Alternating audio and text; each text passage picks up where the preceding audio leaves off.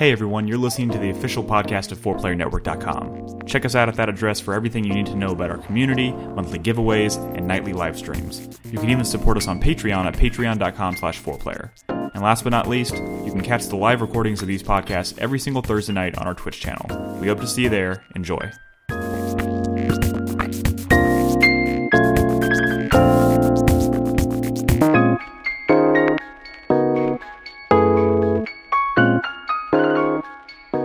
Welcome to 4Player Podcast. This is episode 582. It is December 20th, 2018. I remember to say the date this time for the first time in like a year. Welcome to the show. This is, of course, the official podcast of 4playernetwork.com. My name is Nick Henderson. I am joined by Brad Simons. Hello. Nolan Hedstrom. How's it going, everybody?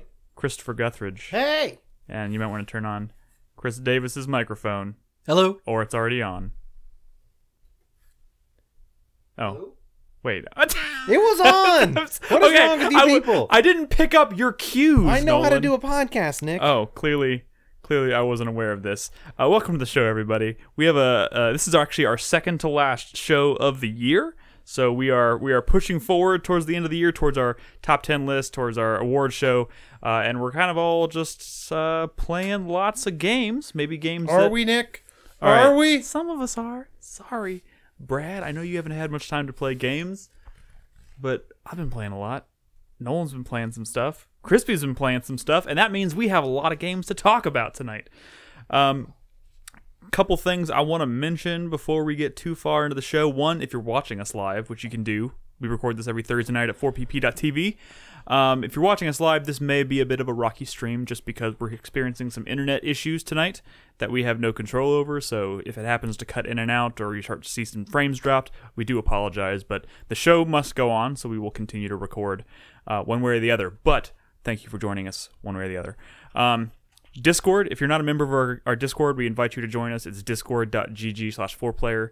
It's a great place to be a part of the community, to talk with everybody about games, talk with us about games and movies, and I don't know, random shit like pies. Mostly that. Mostly the random shit like pies. Yeah, exactly. So, like I said, discord.gg/4player. And of course, if you want to support us on Patreon, you can find us at patreon.com/4player. We still have a ways to go to our next goal we're working towards. We want to get some headphones that'll hopefully help us keep the audio under control in the show, help us kind of balance things out while we're recording. But we need your help to do that. Every dollar helps. So check out patreon.com/4player. And lastly, I know it's been a very busy month, traveling and all kinds of shit happening, scheduling conflicts. I've been very bad this month. I haven't announced our supporter spotlight for December, and December is almost over. So we do have one, but it's going to be for January and next week's show. So tail end of December and all the way through January.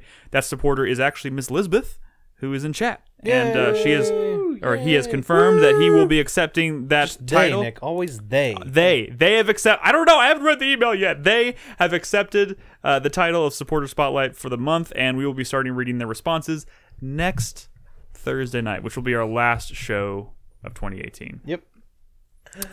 Oh, What's so funny, Krispy? Marlou Red asked if pies are sandwiches, and now that's all I'm going to be thinking about all night. Well, it depends on the type of pie. See, like, they are sandwiches in that they are surrounded by a starchy, granular crust. Yeah, this is the Patreon question. We're not answering non-Patreon questions. But oh god, I guess we are. Right, any custard pie would not fall into that category. That's more like but you also have open face sandwiches. Would you call that like a pie melt or something? Like an open face turkey sandwich is basically a sandwich. But it just only has one piece of bread. It does make it difficult to dip the pumpkin pie into tomato soup. I think the difference is that because the pie crust is pastry and not bread. Mm-hmm. But they're how come? No, they're definitely like a breakfast sandwich that's made with like a puff pastry, like a croissant. No, but that's like a empanada or like a torta. No, I'm not talking about a torta. I'm talking about literally taking a croissant in half and putting shit inside of it. That's now a sandwich. Croissant? Not a croissant. A croissant. A croissant. But a croissant is much more bread. I feel like we're offending people by saying. I was not paying attention. What is going on? What are we talking about Pies here? Are sandwiches. Yay or nay? Pie or sandwich? Pies are sandwiches. No. Maybe like a Hot Pocket? Is that a pie? Is that a sandwich? It's both, right? I What will is say, it? speaking of Hot Pockets, I did walk into the break room this morning to find one of the people I work with sitting at a table with 2 cans of apple juice and 2 Hot Pockets and eating them with a fork and knife. And it was just like a really weird scene to walk in. That's a bizarre on. scene. Can of apple juice? Has anybody Yeah. warned him that they're like just burning? All they're good for is burning the shit out of your mouth Where do you get a can of apple juice? Don't know. at the can store. like one of those big juicy fruit cans that you have to like punch Exactly. the hole in both sides. Yep, that's it. That's the one. We're off to a wonderful start this evening. Okay, what is this about? We're actually here to talk about video games. But before we do that, we were kind of briefly mentioning it before the show. We don't have any news tonight, so we can kind of maybe shoot the shit for a minute. Yeah. Fucking Spider-Man Into the Spider-Verse is a thing, right? Yes, that is a thing, and I think every one of us has seen it except for Brad. Yes. Yes. I will say that it's probably one of my favorite comic book movies of the past decade. I agree with that. It's really fucking agree good. with that. Can we talk for a second about why is the Kingpin so large? That's Kingpin's big. That's what No, he but is. like, do you notice how they never show him walk through doors in the movie because they It's made him literally stylized, Yeah. Nick. they made him literally too big to actually Nick. Yeah, but the doors aren't No, stylized. he gets out of a limo at one part. Yeah. and you're just like, Yeah, and then but no, there's no. like his big rectangular bodies. But like, the camera angle is car. from above the limo, so you don't actually see him come through the space Well, of the Nick, door. you don't ever see him turn sideways. He's actually very skinny. He's just very wide. He's 2-dimensional. Yeah, He has so when no when depth. he goes to the door, he just turns sideways and whoop, just straight on through. So Slade in chat says Kingpin's like 90% muscle, but I don't think he's. Maybe he hasn't seen the movie, but like The other 10% is dick. Well, maybe he has seen is, the movie. That is like, yes, that's classically Kingpin. Like his entire bulk is just muscle. yeah, but like that goes beyond bulk. He's like a fucking. Like, Dude, he had like superhuman strength. This in is that your movie. hang up? Do you want to talk about the movie? no, it was a good movie. Yeah, I mean, Nick, I figured that's your it's hang up. Fucking Yet great there's movie. a fucking pig Spider-Man. No, it was All great of the fucking movie. Interdimensional. Yeah, you Great know, fucking movie. I feel like that movie was fucking fantastic. It was incredible. I wish I hadn't watched any trailers for it. I wish I hadn't watched the same 2 trailers like 9,000 times because I really think some of the best gags in the movie are in those fucking trailers. If you didn't watch those trailers, Which you wouldn't have been sucks. hyped to see it, though. Well, you know what? So you know, Robin never watches trailers. Yep. Fucking, she was like not very enthusiastic about watching the movie because she's like, why are we watching an animated Spider movie? She Exactly. walked out of there Because completely she's fucking closed-minded. walked out of there fucking You floored. didn't show her the trailer? She doesn't watch trailers. Robin doesn't watch trailers. Like, period. So she had no idea what the fuck we were seeing. But she might. But then she runs into situations where she has 0 interest in something. Yes. Yeah, Yeah. but she has an open mind. She will go see it, Oh, okay. but she The doesn't. trailers are deceptive. But she was not nowadays. like, she didn't think she was gonna walk out of there more excited about Okay. that than the Avengers. I didn't think I was going to walk out of there more excited than that. I mean, I get that Dude, for like that movie, like like, a let's- comic book let's movie, be, but hang on, like let's be clear about something because Infinity War like was fun, but like the story of Infinity War is not great, and the story in Into the Spider-Verse is fantastic. Yes. Like it's just a better movie than Infinity War. No, yeah, of course. I mean, I'm not debating that point. I think I would. I'm just saying, I like would agree holding, with that holding statement. like Infinity War to this high standard of like, oh, I didn't think I was gonna like anything more than that. That No, was I mean, great. what I'm saying is she didn't expect to Like- walk out like as more excited about right. this as a thing that exists. Like, I than want to the see more of concept. that. Right. Yeah, like she's like, Right. you know, I would take more That of this. little but- ending tease, the little we won't spoil Oh, it, but yeah. the after credit tease. yeah, dude, just some good Dude, shit. in the It movie. was funny because like at first I'm like, oh my god, sequel baiting, and then it kind of just turns into a joke. Yeah. And you're like, But- oh now I don't know, but, But, I dude, hope they do make another one. the fucking the scene Yeah, I'm sure. I'm still hung up on this trailer thing. the scene with Stanley. Oh yeah. Oh, Yeah. Have we had a moment of silence for Stan Lee on this show yet? We did. Oh. The entire audience was like dead quiet. Like as soon Dude. as like he showed up and they're like, We were so jazzed about watching this movie, and then like the whole theater did like one of those stupid like standing ovation things at the end of the movie, and we're just like, "What are you? Why?" I'm not a fan of that. So weird. It's so weird, but it was packed. It was a packed fucking theater. That movie is fucking fantastic. And the strange thing about 2018, like 2 of like my favorite albums of the year are soundtracks to comic book movies. Fucking Black Panther and now this have killer fucking soundtracks. Big fan of that Post Malone. What about video game I didn't even realize he was trailers? on the soundtrack until I bought it earlier today and saw the track list. Video game trailers. What about video games? Does she watch those? I mean, she doesn't follow this industry. She admitted that she plays way more variety of video games now than before we were dating, just because she watches me and she ends up seeing me play random shit and it's like, oh, that looks cool. She bought Jurassic World Evolution. Wait, that didn't answer my question. Did she buy this? She doesn't really watch trailers for like video games. 70 But She doesn't it's follow so them. weird because then it's like her interests are like other people telling her to check something out. I mean, Like, would she watch a trailer for like an obscure indie movie she knows nothing about? You know, I went and saw Inherent Vice without seeing a trailer. You have to be and that movie was a confusing movie, way more confusing without watching the trailer. I'm gonna gonna be- be what you're getting into. I'm gonna be totally honest, Brad. We've been together for a while. I'm still kind of trying to figure out this whole no trailers thing and how it works. Okay.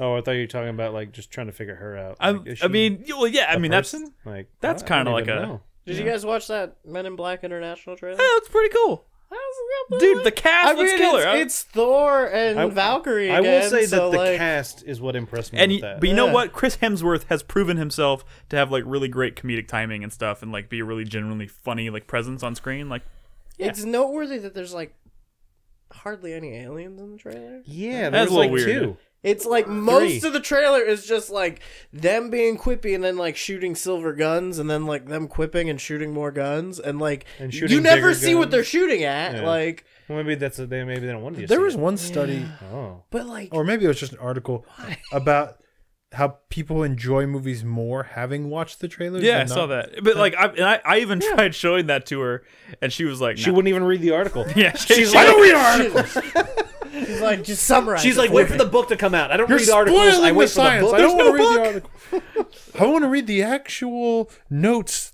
that were written down by the scientist. But yeah. Yep. So the point of all this is to go see fucking Spider-Man into the Yes, Spider-Verse. It's 100%. fucking crazy good. 11 out of 10. Crazy What if good. she went and saw a movie that was like Lord of the Rings and she knew nothing about Lord of the Rings and she watched the first movie and then realized that it was like actually a larger series and she basically like the first movie was basically just the trailer for the Well, rest she of doesn't the watch movies? trailers, but it doesn't mean like she doesn't live under a rock. But she just doesn't watch the trailers. Like she wouldn't know that the Lord of the Rings trilogy didn't Or she exist. might know a new like.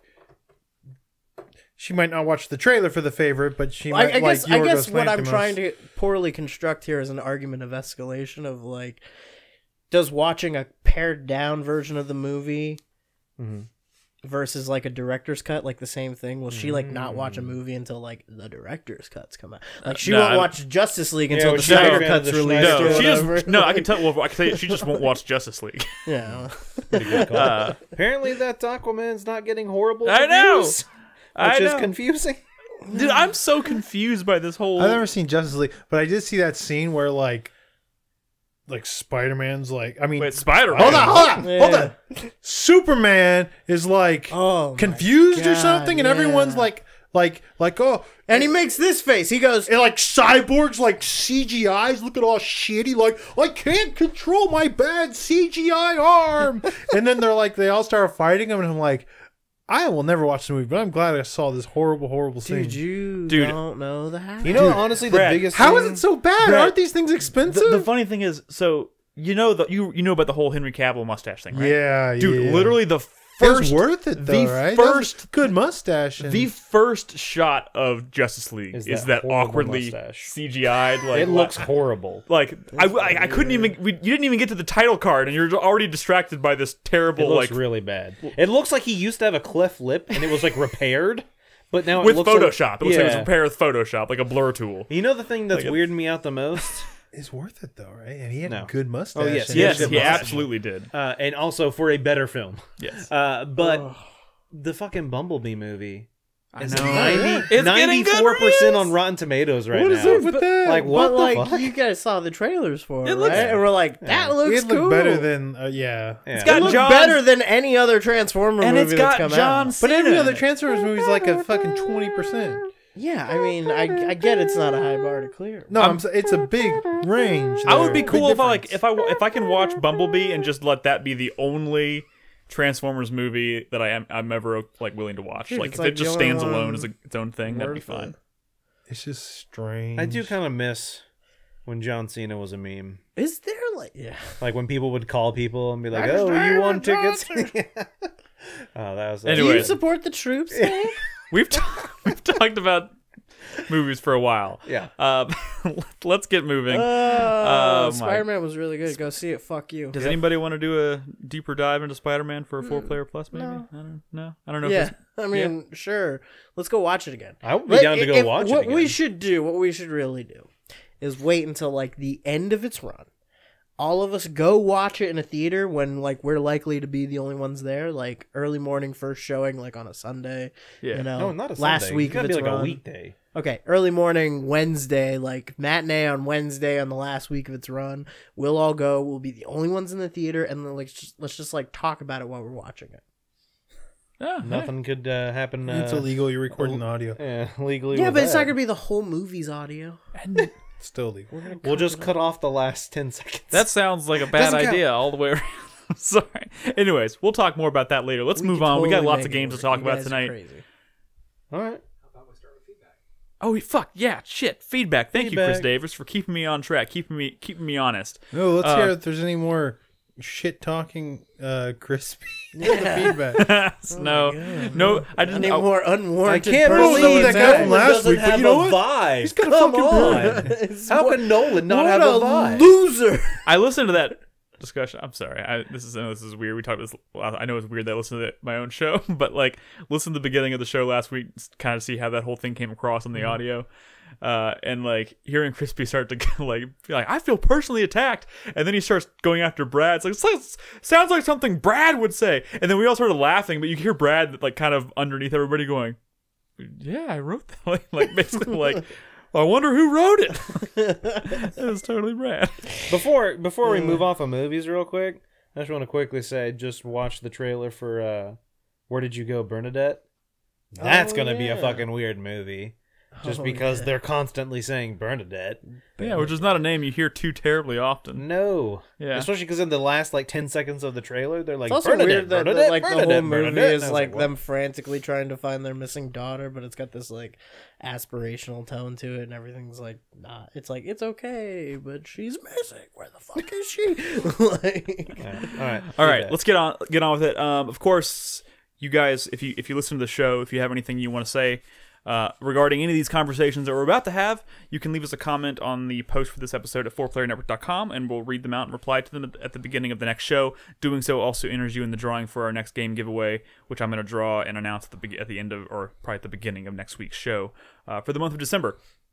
So our first comment this week comes from Riceball80, who says, I would like to ask Krispy about the topic of Souls being the end of action games, which is what Krispy brought up at the end of his 4-player minute last week. Mm-hmm. I absolutely agree with the poster. How many times do you hear Souls Light or Souls Like? Too many times are games compared to each other. that is a fair point, although I did address this when we talked about that last week. My position wasn't that Dark Souls or the Souls series have done anything detrimental to action games.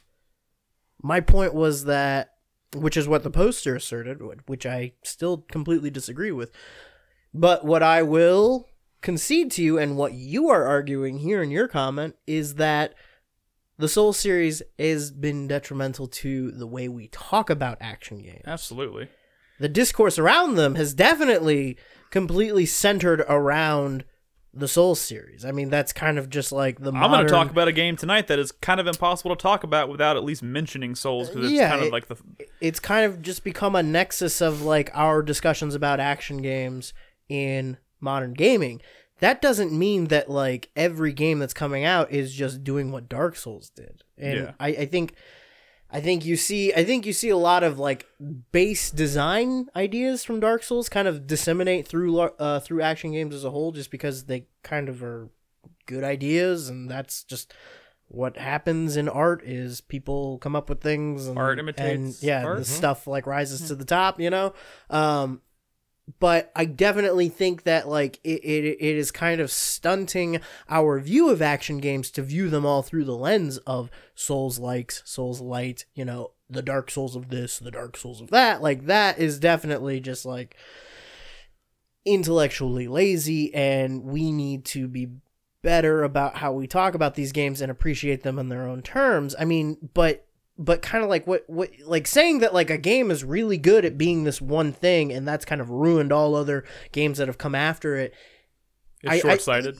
Well, I don't agree with that because I think that's just what art is. I think that's just what happens. I mean, look at like film. Like everyone, you know, you hear about like Citizen Kane being the greatest film of all time, and I mean, it's not, but it is a great film. But when we start, maybe like, it was back then. I mean, today it's still. I mean, it is the text for like noir and like American filmmaking. That's kind of like the signpost for like one of the first like actual like American centric like should I watch that? Avant-garde. If you haven't seen it, I would say Yeah. I mean, it's an incredible film, and it informed a lot of like American filmmaking, and it was kind of like this thing that was happening in American cinema that like American filmmakers didn't even really notice, and it took like foreign critics watching a bunch of American films to go like, hey, oh my god, the Americans have created a movement. Like this whole like, I mean, I'm sorry, that's a whole completely different tangential conversation, but it kind of is like. It kind of became this nexus of criticism of like, okay, well, that's the high watermark. Everyone's, you know, trying to beat that. Everyone's trying to do that, but better, or, you know, innovate off of that. And that's not necessarily what artists are trying to do. That's not necessarily what creators are trying to do. That's just kind of like how we're funneling them. When we don't understand an artist's vision, when we don't understand exactly what they're going for, we just compare it to something we already know. And the thing that everybody knows, because it's like the big pillar in the community, is Dark Souls. Dark Souls or Citizen Kane. I would say there's even an argument to be made that like Demon Souls. Dark Demon Souls, like Dark Souls, in the process of like kind of altering the way modern action games are designed, like it kind of branched off and created like its own subgenre or own genre of games, because like look at like so many games now are kind of defined by like their gameplay loop, like roguelikes or Metroidvanias, strategy, like tactical games, that kind of thing. But like Souls is a very distinct gameplay loop that kind of exists separately from like Devil May Cry is a character action game that doesn't really have any of those components of Dark Souls, which is why I would classify it strictly as an action game. Right. But you can take something like if you made a Devil May Cry game and then suddenly threw in that whole loop of like losing all of your experience and having to make your way back to it and get it back, like suddenly it's become a different genre of game almost. Yes, I mean, just taking one element from a Souls game and putting it in another game does not make that game a Souls game. True, but there is usually like a underlying or like a defining element of a genre that kind of makes it easy to like identify or in some cases pigeonhole. Genres are just weird though. Like genres are a complete like social construct. There's nothing that like it's just the way genres just exist by virtue of there being a large volume of pieces of work, and we need a way to categorize them. It's a way for us to compartmentalize like all the different and like we talk about genre in video games the way that you would talk about like format or structure in other media, you know? Like when you think about like films, a lot of times what you're talking about is like subject matter. Is it a romance? Is it an action? Is it a horror movie? Like that kind of stuff. But when we're talking about genres in video games, we're talking about like mechanical differences. We're talking about like, is it a shooter? Is it an RPG? Is it an action game? You know? I mean, sometimes I refer to a movie as like a Santa Claus Light. Sure. I mean, there are like always compare them. There are like formatting conventions that we adhere to, but like I guess what I'm saying is the difference between like a format and a like content genre is like there's not much of a difference there as opposed to here. Like you could say something's a horror game and that doesn't tell you really anything about the gameplay. Yeah, correct. People fight about that all the time actually. Yeah. Survival horror means scary. Well, or horror puzzle game or Yeah, so I mean, it's just weird, and you know, I don't know. I think we're still figuring it all out. Yeah, very true. But thank you very much for the comment. Thorax says, I agree with Brad that it is bullshit that Xenoblade Chronicles 2 does not get mentioned at the Game Awards, but in regards to Bayonetta's hair, I have to side with Nick. Short hair looks good on Bayonetta. Okay. Thank you. That sentence started in one area and like ended in a totally different place. Bayonetta 1, her hairstyle was an iconic part of her unique silhouette, and in the second one they just have a regular hairstyle that people are used to and comfortable with, and it just made it boring. I'm not saying it's a bad hairstyle. I wouldn't like it on a person. On Bayonetta it feels wrong. Just because you want like a beehive hairdo, Mr. Fucking I lived in the 1950s, doesn't mean us younger people don't want something different. I mean, of course. And I want Master Chief to be fucking orange, but that doesn't mean I'm right. I don't know what that means. I'm saying people like this better because it doesn't look strange, which I admit. Okay, I think Bayonetta's hair looked fucking strange in the first one. I think but I that wouldn't is have it any other way. I think that's kind of you might be right in some cases. Maybe but like, in I the don't sequel, if she had another weird fucking hairstyle, that'd be fun. Dude, but- you know what? If I'm of she's the, a weird looking character. dude, I am of Her the opinion proportions that are like weird. I'm of the opinion that like from if as many every time they make a new Bayonetta game, I think her fucking hairstyle should change. I think in one she It should will. be bald. I'm sure it will. I know, and that's cool. Yeah, it would be cool if she was bald. So I didn't use this as an opportunity to like bash Bayonetta 1's hairstyle. I just said I prefer Bayonetta 2. It's, you know, It's of course also you a like weird that thi- one better because You're the joking, other one's but strange. what an amazing like raising the stakes that would be for that character if she just lost all her hair, right? And then she can't do She anything. got a little bit of that she can alopecia. do. Like, What if she's completely it's bald? like Batman losing his utility. Wait, are you talking about her you being know, like completely bald or like losing like all of her hair? Yeah, I don't know what alopecia. what can she do magically with body? I don't know. Like Who knows? yeah. What? Don't. Okay, Chris Davis, don't the next add question? fuel to this fire. We need to move on. Moo says, I had been wanting Dusk ever since I watched Brad play it on the feed a while ago. My friend got it for me on launch day, and I'm really enjoying it. I probably wouldn't have been as interested if I hadn't seen Brad play it, so thank you, Brad. Love you guys. Keep up the great work. Thanks. I'm Awesome. confused by that statement. What? Been wanting Dust since he saw Brad play it, but then friend got it for him on launch day. It was. Oh, out of early access. I played it okay, before. gotcha. early Gotcha. Yeah. All right, makes sense. we talked about it like 6 months ago or something. I don't remember. It's actually a very recent release. We will talk about it more next week because I'm planning on playing it this weekend, so I'll talk about it on the show. So cool. So we'll have a deeper conversation about Dusk next week. So Moo, don't miss next week's podcast. The metal button says, Hold on. What? I feel like Nolan is the one person around here who's not budging on anything. Would you have a plan and you're just sticking to it? We got to get like Nolan onto some shit. He played Obra Dinn. That's true, but he was already planning to play. Wait, are you saying Oberdin. that like your 2018 is just locked down and you're not accepting any? Dude, new he's about to submissions? finish. No, dude, my game's been changing. He's like, about to finish constantly. Red. He's I about know, to finish honestly, Red Dead. I think you just keep it to yourself more. Yeah, I do. In all honesty, I told Chris Davis when I emailed him this list, I was like, this list is probably only going to be 50% accurate by the time my video comes out. Yeah. Like, trust me, there's plenty of shit I'm still playing. Don't you worry. No one's got this figured out. The metal button says. Before this show, Oh my I God. downloaded a new game. Like, trust me, there's Ooh, what'd you still- download? I can't tell you. Oh, you're gonna What? pull that shit on us. I haven't played it enough. The metal button. Damn He it. fucking has it. Let it go. The metal button says, so with Mr. Davis having a microphone, can we get his inclusion in the 4-player minute? Seems to be mostly used in the introductions of the podcast. Yes. Chris Davis, do you Go. think you can commit to having a 4-player? Do it now. Now. Here's the thing. Here's the thing. 4-player minute. Chris Davis, do you have anything to say? I can do one. Yeah, you have one ready. All right, here's the thing. Not right now. No, I didn't say not right now. At the end of the show. Go! During that time. Okay. I'm just saying this. You fuckers gotta stop talking for like 10 minutes each. Yeah. Whatever. Nick. Although last week Crispy's went a little long, but it was a good conversation. But it is 4-player minute for a reason. Although we've been struggling No, with it this is for like not 5 4-player minute for a reason. How many times I gotta tell this story? I stole this concept from another podcast who, did something like this where it was called a very short segment, but it went very long. I am the one who pitched this, and the idea was that it didn't just last a minute. Okay, well So here's you can't tell me that that's the point. Maybe you want it to be that way. No, but- well here's the problem. I have no problem with it being longer. The thing is, it comes at the end of a 2.5-hour show. Sure, fine, fair enough. But don't tell me the origin is that it's supposed to If be we a did minute. impressions and then said we're gonna take a break and come back and do the 4-player minute, and that was the second half of the show, that'd be cool. Actually, we should try that. That's a different story. Anyways, yes, we will have Chris Davis will have a 4-player minute at the end of this episode. So Gonzo Lude says, I'm with Brad about not rewatching movies. I'd rather have all that time to watch a new one and have a new experience. Did you say that last week? Yeah, I mean, maybe, I don't know. He says that a lot. Definitely does sound like something I'd say. Here's my problem with that Gonzo Lude.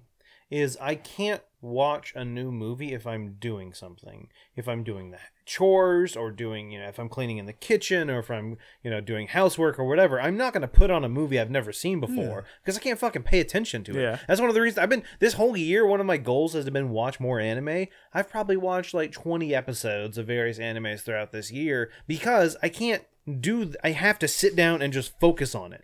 And that kind of time, me sitting down and focus on something, I try to focus more towards video games. Also, like rewatching a movie doesn't mean you're like wasting your time. It's a testament to like how much you enjoyed that experience. The sad truth is that you'll never be able to get that feeling of watching something that you love or enjoy watching again. All right. Easy, but buddy, Nick.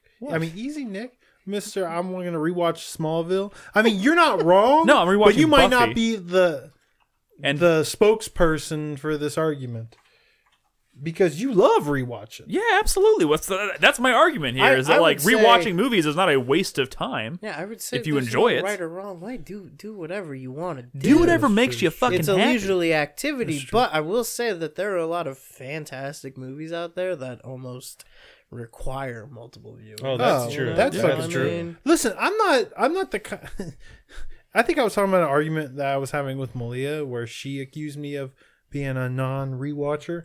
I absolutely rewatch movies that I like completely love, but Moana. if like, well, I do really like Moana, but that's a good movie. if it's if it's something that I just enjoyed and I kind of got it all that first time, for sure, I'd always rather experience something new. And I'm that way with games as well. yeah, absolutely. I remember Jaeger was kind of Jaeger. Punk ass. He was saying like, you're not playing Hitman right because you got to replay these levels 8,000 times or something to that effect. And then we had an argument, and at the end of it, he's like, "Well, you just don't really like replaying games." And I'm like, "No, not really." It's like, "Oh, that makes a lot of sense." I mean, I replay games very rarely. I enjoy it when I do. The only But games I feel 80% of my time is focused on the new only stuff. games I feel like I replay are like roguelites and stuff like that, or I just want to like, hey, kind of go through it again. Yeah. Sometimes I get a hankering to the play beach. something that like just really specific. Or if there's a sequel coming out that I'm getting excited for. I guess that is kind one of time thing. I will replay a game if it's more, hey, I want to almost like refresh myself, like I did play Yeah. Red Dead before the new one came out, and I have done it with like an Assassin's Creed game in the past or something like that. Yeah. All right. Our last comment tonight comes from Miklopa.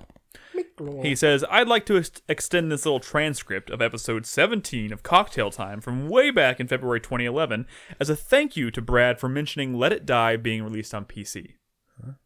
I think you mentioned that. You mentioned No, Let I It know, Die. Okay. but It has nothing to do with this transcript. He's That's- thanking you for he's mentioning thanking it. you for mentioning it by Gotcha. posting this transcript. Gotcha. He says, I'm still amazed at a free game that good and even having its own story instead of just endless dungeons. Any Souls fan in the room will still left to play it should give it a try. Well, how are you going to compare this to a Souls game? Oh god, we're not going down this rabbit hole. stamina-based combat. It has a bit of jank, but also lots of those weird, lovely details that define Suda51's style. Anyways, great podcast as always. Keep up the good work and hope this brings a smile to you all. Happy holidays. All right, scroll down just a little bit, Chris Davis. All right, this is the transcript from Cocktail Time episode 17. Carlos says, what if the console of the future is powerful like the PS3? It's small enough to carry, but it's small enough to carry with you. And then when you come home, you plug it on into a dock and just play it on your TV like you play your PS3. You know, like it's kind of like they made the PS3 a portable console that you could play at home on your TV and have like HD graphics and shit, or that you can take with you on the go. And then Joseph says, that sounds awesome, and I think that might be where this is going. Have you patented that idea? I think you should patent that. Carlos, nah, I'm too lazy, dude. Fuck it. That's pretty. Story of Carlos's life. If you only knew. That's pretty fucking fantastic. To be fair, there was a lot of talk about like the Wii U should have been that when the Wii U was announced. Well, and all you like now that we have the Switch, it's really easy to look at the Wii U and see it as like the stepping stone to that point.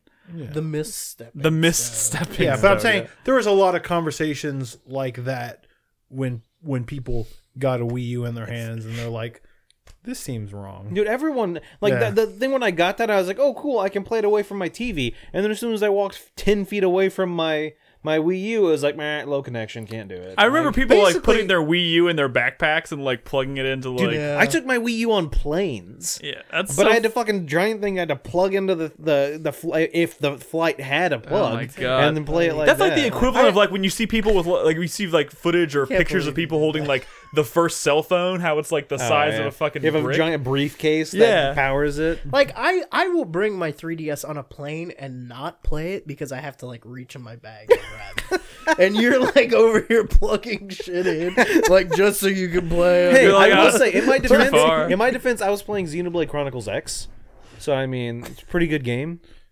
Yeah, I mean it's Did that get any end of the year awards, Nolan? I never Not a finished good it game. because for it me, was it did. too much. Hey, I'm just kidding. All I'm saying is Carlos didn't predict shit. At work, they call me Brad Stradamus. You want to know why? No. Because No. we were taking bets one day of when this one dude, he works on the other side of the office, would like you didn't even take a walk breath. through our That's part of the well. office, and we were taking times of like, oh, it's gonna be fucking 8:32, right? And I looked That's at the what clock. I bet he's gonna come through at 9:02, and they're like, Brad, you're looking at the clock wrong. I think you mean 10:02, and I'm like, no, I mean 9:02 tomorrow. And the following day at 9:02, he fucking walked through the office. Brad Stradamus. It's really easy to impress your coworker. Well, So what they didn't know is that I told him to walk through the office that's not exactly the end of the 9. Paid him story. $50. It's not the end of the story. Then they started saying Brad's the dumbest instead of Brad Stradamus. Oh, about right, 'cause it's a backfired. natural degradation. Yeah, yeah. Backfired. Clever people. Sorry. Stop I it, don't stop it, think Chris you Davis. understand what I'm Go saying. away. People are just saying, well, I'd rather my fucking girlfriend to have that haircut, so I'm going to pick that one. They didn't even hear what I said. They're dumb. What? Yeah. Shut up, Brad. Yeah. Brad's the dumbest. Shut Sorry, up. Brad's the dumbest. Brad's Well, I reaction. can't masturbate to the weird hair, so short hair. I can prove you wrong. Just kidding. I'm not gonna do that. Let's move on. Let's get to the fucking video games. We have a lot to talk about tonight. Yeah, nobody listening to this podcast at home has any reference for what that was. Sorry, Chris Davis pulled up a poll showing that people preferred Bayonetta's short hair, and Brad was triggered. You know why, Brad? Brad hated Because short hair is a lot easier to clean up when it falls all over the floor. When you have Bernadette's hairs, they're like this fucking long. It's a bitch. They get caught up in the fucking vacuum like roller and stuff. Short hair is a lot Can you easier to imagine maintain. living with Bayonetta? Oh my god. Oh my god. Anyways, we have some games to talk about tonight. And I want to talk about the most important game on the list tonight first. Below? No, I was actually going to say World of Goo. Are we talking about Below? No. I played it for about 30 minutes. 30 minutes. And if the reviews are to be believed, nothing happened? Well, don't be an asshole. I wasn't being an asshole. No, that sounds like it. No, stuff happened. I'm really excited. Wait, about we're not it. actually talking No, about we're know. talking What are about we World talking of Goo. Oh, we're talking about World Yeah, of we're Goo? talking about World of Goo. This is World of I Goo. only played 30 minutes. I don't have any. I just wanted to know about Below because I'm really excited about that game, but I only it played 30 seems like minutes. it's getting a weird reception. But people suck, so who can tell? Well, anyways, you also can't trust. Yeah, I saw a thread on Era about this, and they're saying like, guys, I think Below might be like a Demon Souls moment, and all the reviews are bad for the wrong reasons. Yeah. And that got me thinking maybe I should give Below another chance. Comparing another fucking game to Demon Souls. Damn Well, it. We'll never get past it. Not literally. We'll never get No, out no. from under its shadow. Not just as an analogy of when Demon Souls came out, No, I- the reviews weren't actually wonderful, especially in Japan when Right. it came out, like way before it came out here. It got kind of bad reviews. Right, because it's like an onion. It has many layers. And it took people a while. It was misunderstood. Yeah. The question is, can I manage to talk about Oh, Ashen I thought you without- were saying it was. without I mentioning thought Dark you were Souls? saying it was like That's an not onion possible. because the game makes you cry. No, it does. I thought you said, oh, because I used stink. Shut up, Brad. All right, Well, it stinks and it makes you cry. Crispy. Hey, let's talk Tell us about your goo. So, World of Goo is kind of like the Dark Souls of puzzle games, really, if you think about it. Yep. That's I it. can Let's see just it. leave I'm it at joking. that. Did you finish? No, Okay. I didn't. you said I maybe got on next through. Saturday. Yeah, I'm gonna play again on Saturday. I guess. always jump to the end of y'all's streams. I don't watch the fucking streams. There's Thanks. time for that. Appreciate it. But I jump to the end just to hear y'all's like, well, I feel this about this game. Anyways, have a good night. I don't Yeah. review games when I'm done playing. No, but usually I do. at the end of streams, you feel like, oh, I'm kind of enjoying this. But Or mine like, is always this is okay. mine's always I like, just tune in for that. That's all I have time for. I'm usually like, God damn it, I'm tired. I'll see you guys later. Crispy. You say some Is stuff sometimes. World of Goo the best? What'd you call it? Oh, I called it one of the best indie games ever. But that is definitely a thing you have to complete because that game goes places that you have no idea yet. Okay, I mean, that makes so much more sense to me because I've played Now that you've 2. been There's playing like it. 5 worlds in the game or something like that. Yeah, I think so. And I played 2 of them. Yeah. I finished 2 of the worlds, and it's quirky, it's charming, it's weird, it's definitely like the And fun. it's fun. The mechanics, the puzzle mechanics are deceptively simple at first, but then like kind of start fleshing out in like really interesting ways later on. I haven't hit a moment that's made me go like, oh, that's why Brad is so crazy about this game. Well, a lot of what you have experienced is stuff I also love about No, it. I know. So if you don't I mean- love that stuff, I mean, maybe you wouldn't love this game.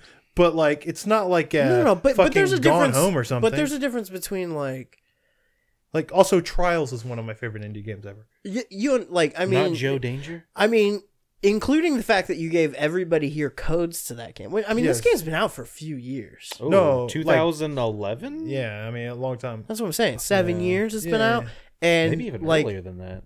like I guess I don't know. Like I guess I had this above. This was my game of the year at one point. Well, I changed it after I played. Go ahead. I'm saying I do really love it. The point of me giving out all those codes is you remember why, right? Oh, 2008. This game's 10 years old. That was a big part of the gift. Was that I spent a lot of time thinking about the one game that I know nobody in this room and Carlos had played through that I absolutely adore, and it was World of Goo. It was the common denominator. Between Yeah, all of like there was a lot of games. You know, it could have been Might and Magic Clash of Heroes if Nolan hadn't played it, but I know Nolan played it and he loves it. I will right? say I did play World of Goo. I just never finished it. I know, but I checked with you, Yes. because I had thought that. But I think finishing it is an important part of it. So that was the point of that gift. What was more kind of where it came from. But I do really love World of Goo. No, What I did you know, think? I know. No, I mean, like I It's really not like like. it's not like a brothers hang like on, hang building on, to a hang on. moment sort of thing. Hang on. I mean, Oh, like sorry. I guess like my confusion just came from the fact that like we've talked about this game now every episode for the last month that we've been on. Like we've mentioned World of Goo, or you've talked Probably. about World Why? of Goo. Really? We It comes have. up, yeah. It keeps coming up. Oh, I well, think we've been because talking of about it because of 7 the- billion humans or Yeah, whatever. 7 Like billion it just keeps coming up, Yeah. and like I'm not playing 7 billion humans. I didn't even have a Switch at the time, and you're just like World of Goo, World of Goo, World of Goo, World of Goo, and then you're talking about like, oh yeah, remember a year ago I gave you a code to World of Goo. So like Yeah. it's painting this picture in my mind of like this tapestry of Brad just obsessing about World of Goo forever, Oh, and it's me a game I going love. like, why? Like what is this game doing that he's like that this is like secretly just okay, like so are you saying you don't like it? no, I'm not saying that at all. I'm saying like you've built Then it what up. do you say? I'm saying you've built it up to this like mythical like oh my god, this transformative experience, World of Goo. You have to play it, and I'm playing it, and it's just a charming game, and I'm waiting for my soul to be changed.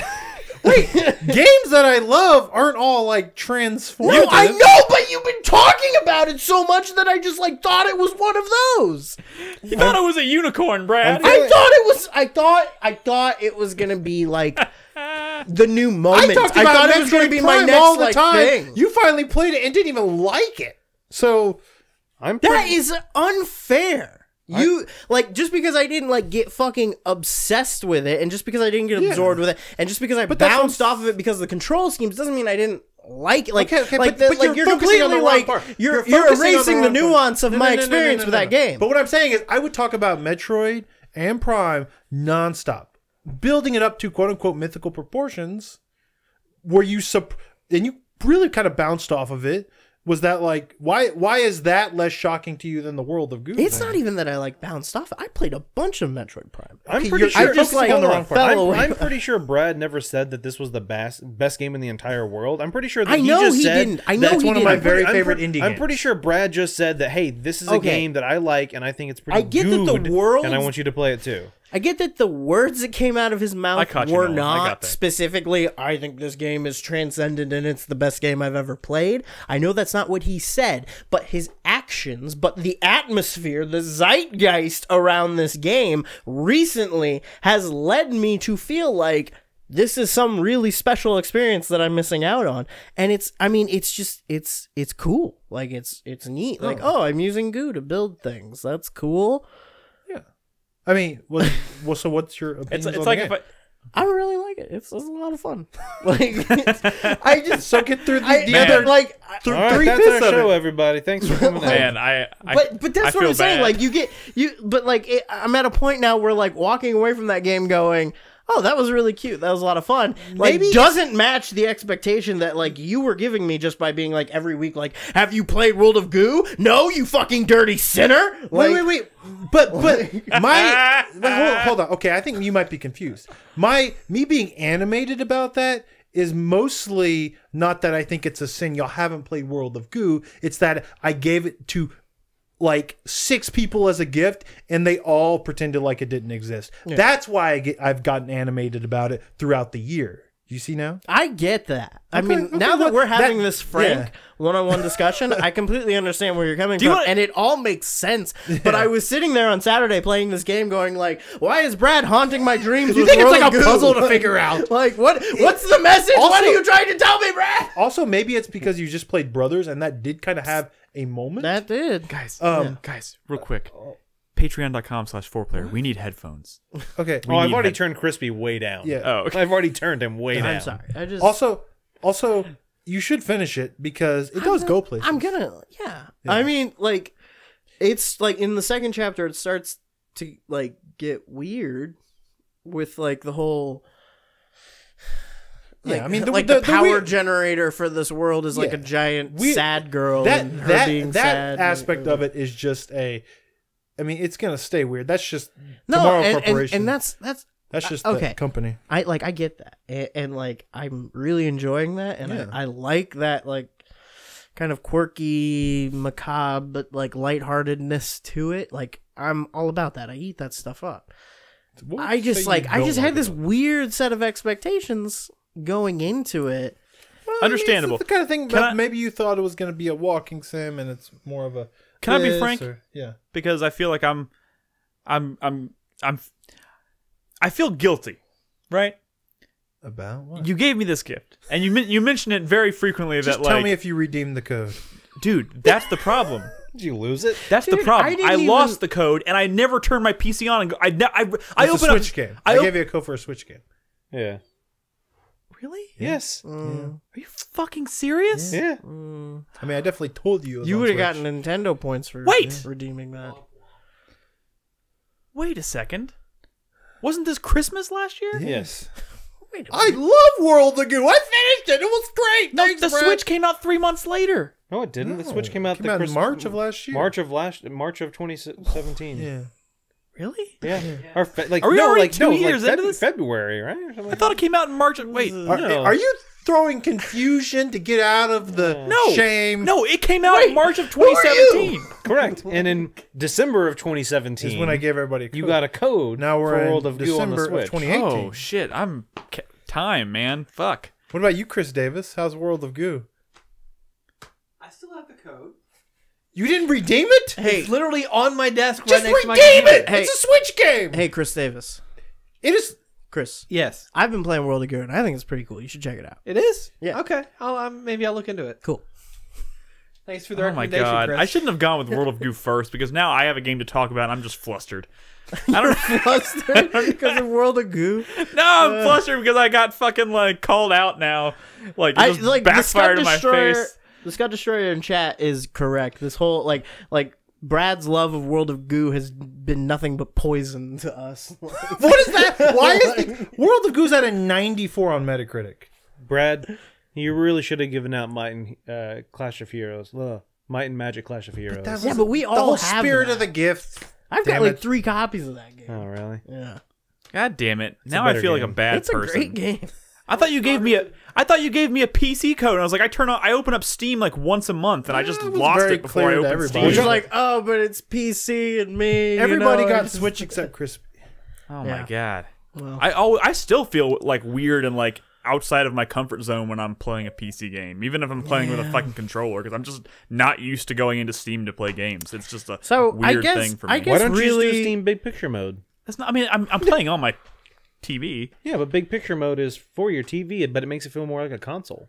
I feel like one of us owes the other an apology. did you but not I know don't that? know. All right, hold on. hold on. Okay, Skittles is in chat right now. He says it's 99 cents on Steam right now. I'm just gonna fucking buy it. World Is of it Goo. really 99 Yes. cents? Hold You- on, you Nick. have the game. Nick, he lost the code. Nick, have you never used Big Picture Mode? But why would I need to? I'm already playing on a TV.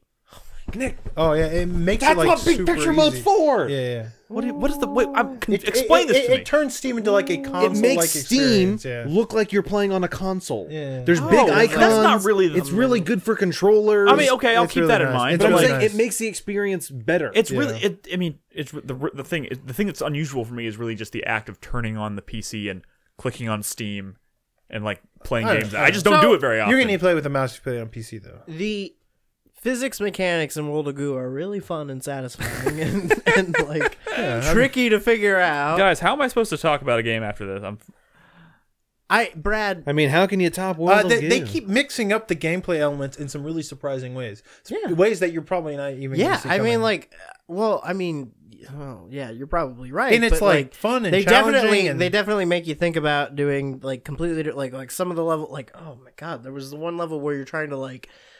By the way, it is 99 cents on Steam right now. It's I was 90% trying off. to buy it, Brad, but I already own it on Steam as well Yeah, as on Switch, yeah. as well as on Nintendo Wii, because that's where I originally played Wii is it. where I played it. And Yeah, that's where I a really, originally played really it. good version of the game. In fact, they use the IR sensor. Yes. And that was really good. They have that on the Switch version, but it's bad. It's not as because good they on the don't Switch. have IR. It is gyro, and you can't play World of Goo. I got like World that. of Goo. So if you play World of Goo on Switch, only use the touchscreen. Yeah, so now you guys all have to play it, but don't get. I will try it before next It's week. just a charming But little. listen, indie game. you. It's fine. This was like from last year. My Christmas gift to you, Brad, is that I will finally try World is. of Goo. I mean, This isn't going to change your life. it's not gonna like literally give you a blowjob, but I do really love that game. Brad, I'm like, Brad, that's I just that really game, regret that this whole game's thing. called Girl to Goo. It's a little bit different than Yeah. World of Goo. I just regret this whole thing because I don't know. I feel like one of us owes the other an apology, but I don't know Pretty who. sure it's you. Like, I'm pretty sure it's you because I'm pretty sure you poisoned my experience of this game. But How can my Guys, do you we're not- understand how fucked Oh, up that God. my enthusiasm equals poison to you people? no, but like your enthusiasm isn't just like enthusiasm. It's like unrelenting browbeating. I've not been bullish about this game ever in my life until I gave it to you as gifts. So it's me that deserves the apology. Yeah, but like, Guys, can we just Brad, We can move I on. don't We want to can be move on. crass, but like, you get how footage? much No. was Oh, World okay. of Goo when you bought it? I us. think it was like $12. A person? I mean, it's $10 Yeah, bucks or maybe now. it was $10 on. It's $10 now, and that was However it's a much year it later. is on Switch. I don't It know. wasn't on sale for like you didn't It- see it- it on the holiday sale. no, We're on like, Wait, what the fuck does price have anything First to I'm do with of just all- it? saying, like if it was first like of a all, $2 it- little like stocking stuffer, and then we were just like, oh, sorry, No, didn't get no. to First it. of all, like, it was on Switch, so I highly doubt when he bought it for everyone, it was cheap. Maybe your copy might have been cheaper, but I think Yeah. everyone else's probably would have been at Okay. least $10. Okay, fine. You're right. You're right. Guys, That's Yeah, fair. Guys. I couldn't afford to give everybody Guys. a $60 game. Fuck, guys. I I love you guys, Prefer but girls. seriously, stop it. We need to fucking move on. The conversation. You see was what World of progressing. Goo has done to us? Was it? I mean, when we were talking about I'm really sorry. I brought up World of Goo first because I thought it would make Brad happy to hear us, Krispy, talk about World of well, he Goo. liked it. He just let in such a weird way. I'm just being honest with how I feel. I hope you guys at home enjoyed whatever the fuck this was. Remember the time I bought you all the Division for Christmas? Yeah. Oh, Davis. shit! Chris shots Davis. fired. That was comedy. You have a Dude, fucking but I knobby played it. icon for a reason. You can't just start talking. Wait, does he need to say it again? Can you say it again? I'm sure they probably show's heard over, you. it's over. They heard you. It just probably sounded You know, bad. he's totally right. He I- did buy us all the I- Division. And I played it. I kind of liked it. Well, I appreciate it. And I do owe you an apology. I did not play As it. long as But I do have it you still. do what you said you would at the end of your stream last Saturday, And play and it again continue to this play it this Of Saturday. course I will. Just, Krispy is nothing if not honest. well, mostly. Oh my god, So- guys. Okay. Other games. How do I even Time follow for a this break, up? or How much time do we have? What are we sitting at? We're Chris Davis? fine. Yeah, we can. Yeah, let's talk about other video games. All right, I wanted to talk about Ashen. Ooh, Right? Okay, I want to hear about Ashen. I'm playing with my Xbox. what's That's that? a weird thing to say. Yeah, I played Nick a little would bit of rather- this on an Xbox as well. Weird, right? Nick would rather play games on an Xbox. Why do they than have no PC. faces? Let's start Okay, with that. well, first of all, so I just want to say real quick, I talked about this game briefly. I don't know if it was this E3 or last E3. I it saw. was this. It was. Did I go to E3 I may this have year or even last seen. year? I may have even seen this at E3 twice. Last year. This is a couple last years year? ago that You y'all went saw this it. year. No, wait. Were you there for Cyberpunk? I was there when you saw Ashen. No. You Okay, went, the point you is- went last year. So Nick, it was E3 last year when you and I went and saw Ashen. That Gotcha. demo. Okay. Yeah. So, what's weird is that I saw that at E3 and I walked out kind of like really unenthusiastic Yeah, about it. I was like, it looks okay. this looks kind of boring. Like, I'm not a big fan of the art style, and I just don't know what they showed. What I just watched, it seems like. The art style seems really beautiful. And I know, and the weird thing is, I don't feel like it's changed all that much since Well, I saw I it. will say that what they showed us, Nick, and I do remember that demo pretty good. It was kind of it was just a boring forest. Yeah. like, it wasn't. It didn't look like this. I'll say that, Brad. It didn't look One like thing that this. did not come across, and I know we've had this conversation already on this podcast, so I even hate to mention it, but like, what did not come across when I saw this at E3 was that this was in any way trying to like mimic Dark Souls. Oh wow, what the fuck? Were I they got showing? a little bit. I mean, it just didn't like. I didn't get a good sense of the gameplay loop. I didn't get a good sense of like how the world was structured, or because I don't like, think that what structure kinds- was there yet, Nick. But like, I think it was still pretty early. I also didn't get a good sense of like the lore of like why this is an interesting world or setup, or like what kinds of cool shit. Like, one of the great things about like Dark Souls is like the lore they kind of feed to you that you stumble across and you're like, what the, this is some cool shit. Like, there's like, they don't tell you, like, you're not watching cutscenes, you're just running into like these really cool venues and characters and kind of like piecing it together yourself. I didn't get any sense of that when I saw this at E3, and I picked this up because it was getting some pretty good reviews the other week, and it has quickly kind of moved to the top of my priority list for the end of 2018. Like, I'm enjoying the shit out of this. It's gameplay loop wise, it's very like, I don't think I need to explain to you what it is. It's in terms of like, you're going out, you're fighting dudes, you're getting experience. If you die, you lose that experience. It has a few additional things that kind of give it its own style. Like, the thing is, so you can play this multiplayer. I turned off the multiplayer completely, but you're always going out into the world. If you're online, you go out into the world, and you either have an AI controlled partner with you, or you have a. Wait, do you know the full extent of how that works? It's kind of like Journey. It's like Journey. Yeah. That's the experience they're going for. You don't play with your friends. Well, I know. I'm not. Oh. I know. You don't. I'm surprised you turned that off. This is because not. This is okay. That's one of the more I turned fascinating it off. parts of Journey. I turned it off mostly because I wanted to see. I wanted to see like if I can enjoy this as a standalone, not online experience, and I ended up just playing most of it that way.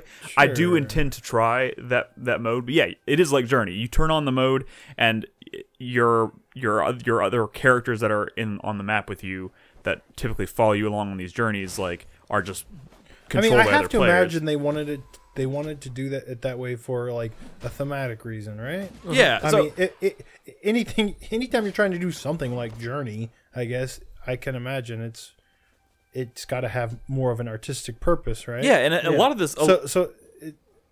Well, Real quick, I just kind of want to bounce back to your first question about like why do they not have any faces, and one thing that like when I saw it at E3, like I remember walking away being like, everything looks kind of like drab and ugly, and I'm not sure how I feel about the lack of faces thing, but like it's a way, for whatever reason, it's like way more appealing now that I'm actually playing it. Like there are some characters that have like really detailed faces, but they're not playable characters. They're not characters that you have at your camp. Like you come across this like demigod or whatever that's like this huge like giant person, and like I noticed like she has lips and like eyes and like really detailed facial features. Is you being faceless almost like kind of you being hollowed or whatever? No, because you're always like this. You start everyone in the world, every like normal person in the world shares this kind of detail.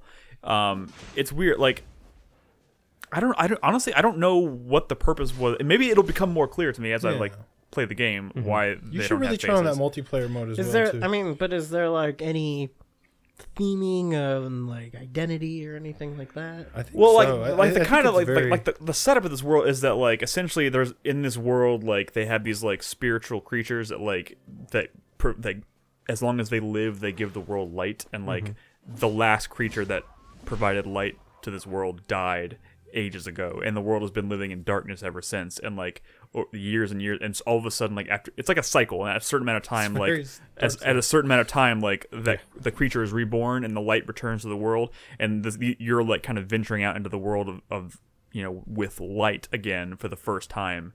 And I don't know if they're going to ultimately explain why they look the way they do. I have a feeling it's just really an aesthetic choice. Everything looks kind of like smoothed out, and But I mean, there's like story, like you're like interacting with characters. yeah, and and talking. there's a lot of dialogue, and the dialogue is really well done. Like the voice acting is really Right. good. I guess what I mean is more like, is there like, are there themes in the narrative, of like underlying like are conflicts based around like ideas of like identity? I'm still pretty early, and so far I What would is say early? no. How far? Like 6 hours. Okay, But I'm that's still like kind a of I'm still like third or fourth the way through the game. yeah, and this is as I understand it, a little bit of a shorter game of this genre, like 20 25 Good hours. length. Yeah, which I think is a fine length, which is one reason why I'm kind of trying to finish this. I'm gonna make this kind of my priority for the rest of the year. 20 hours means. Yeah, it's weird that like that's kind of like a reasonable length, considered a reasonable length these days, considering how many like 60 fucking hour games I've played this year, or tried to play this year. But I'm really enjoying this so far. And I haven't gotten far You're enough. enjoying it for like the combat. Soulsian reasons? Yeah, I mean, like it that gameplay loop is definitely still very appealing. I'm also like really enjoying just kind of the world and like running around and finding things and like kind of piecing together, you know, what things in this world mean. Like in this area, I don't know if you probably see it in a second, but when I look up into the sky, you may notice this like big whale thing like flying through the sky, and I'm like, what the fuck is that? I want to know what this is. And they're kind of like feeding that stuff to you bit by bit, and I'm really enjoying that. You can like I fought one boss so far. The boss was pretty challenging, and when you beat him, you get like this relic or this like mask that you can then equip to yourself. That gives me, so you might notice these like as I attack things, I generate these like orbs that float above my head, and the more attacks that I land without being hit by an enemy, the more orbs I get, and for every orb I get, my damage increases. That's cool. So like it incentivizes you to not get hit by enemies. So there's a lot of emphasis like rolling and dodging and evading and like all that stuff, which is cool. Like all that stuff still feels really great. What's your motivation for exploration? Well, right now it's. I mean, You getting like loot? I heard there's not a lot of like the systems that make Dark Souls an RPG. More, you know what I mean? yeah. I mean, I feel like this is definitely maybe on the lighter side of like RPG. I mean, the thing is, you are definitely finding like it took me a while to even find like the second like armor outfit or like armor like because you can change your pants and So your, but that was gonna be my You next can change question. your pants. you can change your pants. My next question was going to be how was combat in regards to like weapons and armor and stuff like that. So, are like- you finding different sets of weapons? Yeah, so and- I actually, and you can have 2 different loadouts, and you can switch between them. You can even equip spears when you're, which you can move and like aim and throw, which do a lot of damage. But there's a very small window of accuracy there, so like you have to be really accurate with them to be effective. But like that's pretty cool. And I'm also enjoying like switching back. Like right now, I'm using it's kind of like the basic sword and shield, but like instead of a sword, it's like a mace. And then I switch occasionally to what I'm using now, which is like a 2-handed axe. And I don't really spend a lot of time. I don't play a lot of games where I'm using these like huge two-handed weapons, but like for whatever reason, I'm You're having enjoying a that? pretty good time here experimenting with this, and everything feels really responsive and fleshed out, and I don't know. I'm digging it so far. I don't think I have a lot of new stuff I can say about it. it hard? That's not. That thing you were talking about, the mask. Yeah. Are masks a thing? Well, I don't know yet. I mean, I only have one. Well, the thing is, so you have. Was it like You an have- important discovery? So you don't level up your character in this Right. per se. You get relics that give you different perks, and they cost money. So like when you go out into the world, like your quote unquote souls are money that you're spending to buy these perks, and then you can only you can only attach 4 of them to you, and it's like on a it's a square, and there's 4 squares, and then in the middle there's what they call a talisman. We have it backwards. Talisman, I think. No, it's talismans on the outside, a relic in the middle. The relics are more rare, and that was the mask that I got by beating the boss, and that cost me like $10,000 dollars. Everything else costs like $1,000. Are there other? Have you gotten any other? I've only relics? gotten that one so far, but I have a feeling you get those mostly from fighting bosses, and I don't think there's. So you're saying the next relic you get might not be a mask? It might not be a mask. I don't know, but it definitely changes I don't know, your. I'm just trying to find like some sort of. Yeah, it connect. definitely changes your physical appearance though in some Yeah. pretty dramatic ways. Like I didn't have that. Like you can see that kind of thing towering above the top of my head. Like I didn't have that at all until I found That that hat? mask. Yeah, and the. it Well, World that's not a of- hat. That's the mask. The top of the. It's just a very tall I'm pretty mask. sure that's a top hat. It just rises high above your forehead. Does the world feel It's a really shaker. open? Wait, what? Does the world feel really open? Yeah, there's not really. I haven't really come across any loading screens between major areas or anything like that. Has it been challenging? Yeah, I don't think I've died. So here's the thing, like, a couple things. One, I think the AI controlled characters are a little iffy. I had one problem with this character here, Jockel. I can't remember his name, but he kept like we're in the middle of fights and he kept like sitting down to meditate and then like not wanting to get up, which was kind of annoying. But he's the only one I've really had a problem with. And if you die, your AI character, you can wait for your AI character if he's still fighting. You can wait for him to come revive you, or you can hold A and go back and sacrifice your souls and go back to camp, or your money or whatever. But that's been a little bit of an issue, and that's probably why it's recommended to play with the online turned on, because I'm sure you don't really have that problem playing with other people. And the other thing I think is really cool though is like you can kind of climb on everything. I didn't think it was going to be a particularly like a game with a lot of freedom to like climb all over shit, but you can, if you can see a ledge, you can jump up to it. If it's a little too high, you can like walk up to it and like trigger like a partner animation where he'll like help you like jump up to the ledge and stuff. So you I can heard kind there's a little bit of verticality. That's yeah, there's definitely some verticality. Like, you can all these like these rocks that are like rising up into the sky. You can kind of climb up and like find your way to the very top, and there's usually items and stuff up there to find. So I might have missed you saying it before, but you said there's online. Is there PvP? not that I mean, like Brad said, it's kind of going for the journey experience. Where Yeah. like it's kind of seamless. Like you don't really know if the secondary characters are like controlled by AI or if they're controlled by a person. I think I'm gonna try it this weekend. I would assume it's I mean, well, I guess I haven't played it, but I would assume it's similar to Journey in the sense that you never really knew. They did a pretty good job of seamlessly pulling in another player versus. I think switching the it to discrepancy AI. between the AI and like control might make it a little more obvious, but who knows? Unless maybe, although now I'm thinking about it, maybe I didn't have the online turned off the way I thought I did, and maybe the reason he kept sitting down is because he was another player.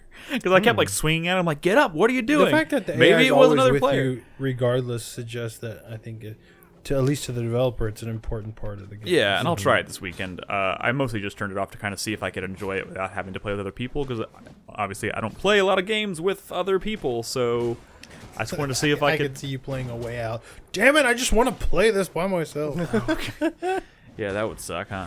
I mean, nothing could go bad playing a way out with two people. Huh? That was a joke to when Nick and I played it. We did. I kept Was it killing bad? him. I kept killing him when he was trying to do Oh something. fuck! I forgot about that. Like 5 times in a row. Who won at Connect 4? What? Wait, no, played was it Connect Connect 4? 4? But was it Connect 4? Yeah. There's a moment where when you're like the Connect- trailer park and stuff. I think where you're playing. I don't think we ended up playing Connect 4. Okay. Boo. What we else? missed What it, else I we think. got here? I don't know. Anyways, that's Ashen. I think I would not, if you have an Xbox or this is on. I don't think this is on Steam. It's on No, Epic's it's launcher. Xbox. Epic's Yeah, if you have it, launcher. it's on Epic's Epic's game launcher launcher. and it's on Xbox One. I would recommend checking it out. It's been a delightful game so far. To answer your question about difficulty, I don't think it's super difficult. I think the barrier to entry here is pretty low, but you definitely do have to kind of be on your toes. And maybe that's just kind of my experience with the Souls Being a genre. Kind of. badass. No, I mean more of just. I mean, I've played a fair amount of these games. If you haven't played that kind of game, maybe it would be more challenging. Who knows? But it's pretty damn cool. I would recommend checking it out. Nolan? Let me quickly just mention, I finished the quote, like, story of Red. I don't know how to describe it. I'm in the epilogue of Red Dead. I'm probably going to finish that game before the next podcast, just because I want to knock it out. Yep. Still enjoying it, and I'll tell you this: when you finish that game, it frees you up to play so many others. That's true. I will say that I made a comment about it last week, and I talked about it with Brad earlier, that the meat of that game definitely does not kind of get going towards later, and it's You mean surprising until how later? much. Huh? You mean until later? Correct. Yeah, later in the game. And like I said, that could be a combination of me when I first started playing this game. Obviously, it was a new world. I was doing so much of the shit that was available to me. I was playing, dominoes, and I was playing blackjack, and I was doing hunting. And You start I was, to naturally focus but more. as I started focusing on the story itself, the story and the stranger missions, like that kind of, I mean, don't get me wrong, it's also chapter wise. Stuff doesn't start happening until like halfway through chapter 3. But like the story of like halfway through chapter 3, 4, 5, 6, like all of that stuff is like really good. Oh, so good. And I'm actually quite enjoying the stuff I'm doing now in Epilogue 1. But yeah, so that's all I'll say right now. I would like to, once I finish it, to get into some spoilery talk at some point. Yeah, in we are. My goal, hopefully, is to do the spoiler cast first week of January or so. I think Ed's nearing the end of it as well. Crispy, you're getting pretty close as well, aren't you? I'm getting close. He's in chapter 6. I Yeah, can see. taste it. Yeah. Good game. All right. But yeah, so the other game that I played that Nick is also playing. Yep. And I'm really surprised that like no one's talked about this game really. It's a really good game. People should be talking about it. But I think we did talk it's about Return of the Obra Dinn. Carlos is raging. Right And I do believe we talked about it on a podcast before, and I don't know if I just wasn't there or Maybe that was when you were out of Yeah. town. okay. because I definitely talked about it when I Okay. was playing it. Because I was And I like, talked about it when I played it before that. I mean, either I wasn't there or I was asleep or something, because I just did not get out of this game what I wish I would have before. The only thing, I just knew it was good. I knew I'd heard people mention, hey, it's a good game. You're talking about in terms of understanding what it was exactly? Understanding what it was and praising it. Oh yeah, it definitely is worthy of praise. This is something that, like, right now, what you're not hearing is the music, which is fucking Oh man, the music's fantastic. cool. It's really Every good. time you go into one of these animations and that little song starts, like, god damn, every little kind of like blip from interacting with something, or like the audio in this game. presentation Also- top to Yes, bottom is phenomenal. Also, amazing. the music is like not what I expected. Oh like, no, it not is- at all. It's a lot more lighthearted for what you're doing. I Like- will like Saying a say. lot about this game is not what I expected. Conceptually, this game is kind of creepy. Yeah. But like the music is kind of like upbeat and like I don't know. It creates a really cool atmosphere. I like the way the tone of the content of the game kind of like butts heads with the lightheartedness of the music. I don't know. It's a cool combination. Yeah. I like it. And I will say that this lighthearted. this is footage that I'm capturing after I beat the game. I restarted a new How long did it take you, Nolan? like 5.5, 6 hours, something like that. Stop obsessing, Dude, Nick. it's so fucking. Oh man, I He just played it with Well, two Nick, hold on. people. I will say, I did not play it on the feed, so I was not stopping at any point in time. I was like fucking going dead through, and I played it with another person. It took me about 7 hours. Nick. See, It took me even longer because we played on I- like 4 different. but there are like sit-downs. Nick, 51 people will to say- identify. Hold on, I will say, Yeah, say, and you identify them in groups, Nick. yes, Nick, I will say that is Steam's number. It could be wrong. You know what I'm saying? I definitely feel like I played it for more than 5 hours. Like Steam's like 5, and I'm like, I feel like I played it for more than that. Yeah. The last couple of hours I was offline I had unplugged my computer from the internet because it was when your stream started, and I was playing your copy of the game. So he finished it. So I couldn't play it. Oh, So interesting. I booted up the game and then I unplugged my internet so Steam wouldn't kick me off. So it Sneaky- probably sneaky bitch. It so yeah. So I 7 hours probably is a little bit You have to closer. teach me how to do that. But yeah, so fucking great game. There's a couple of bits in I don't know if this will help or hurt you, Nick, but one thing I wish I would have been more clear to me was right here, and this is kind of what I'm showing. Your picture's a lot more clear than. No, that's fine. The people are blurred out unless you have enough information to identify them. Yeah. And I completely missed that the first time I played. Gotcha. And I feel like that would have been a lot easier knowing that. In regards to the color, this was I had randomly picked one. I because think the all game- of the visual styles you can pick from are really cool. Yeah, Like, and so I did not honestly play my game like this. I played it with, I think it was the Macintosh, where it's like the bluer color. yeah. I think that's the default one, isn't it? No, I think the default's White. green. Green? Green, I think.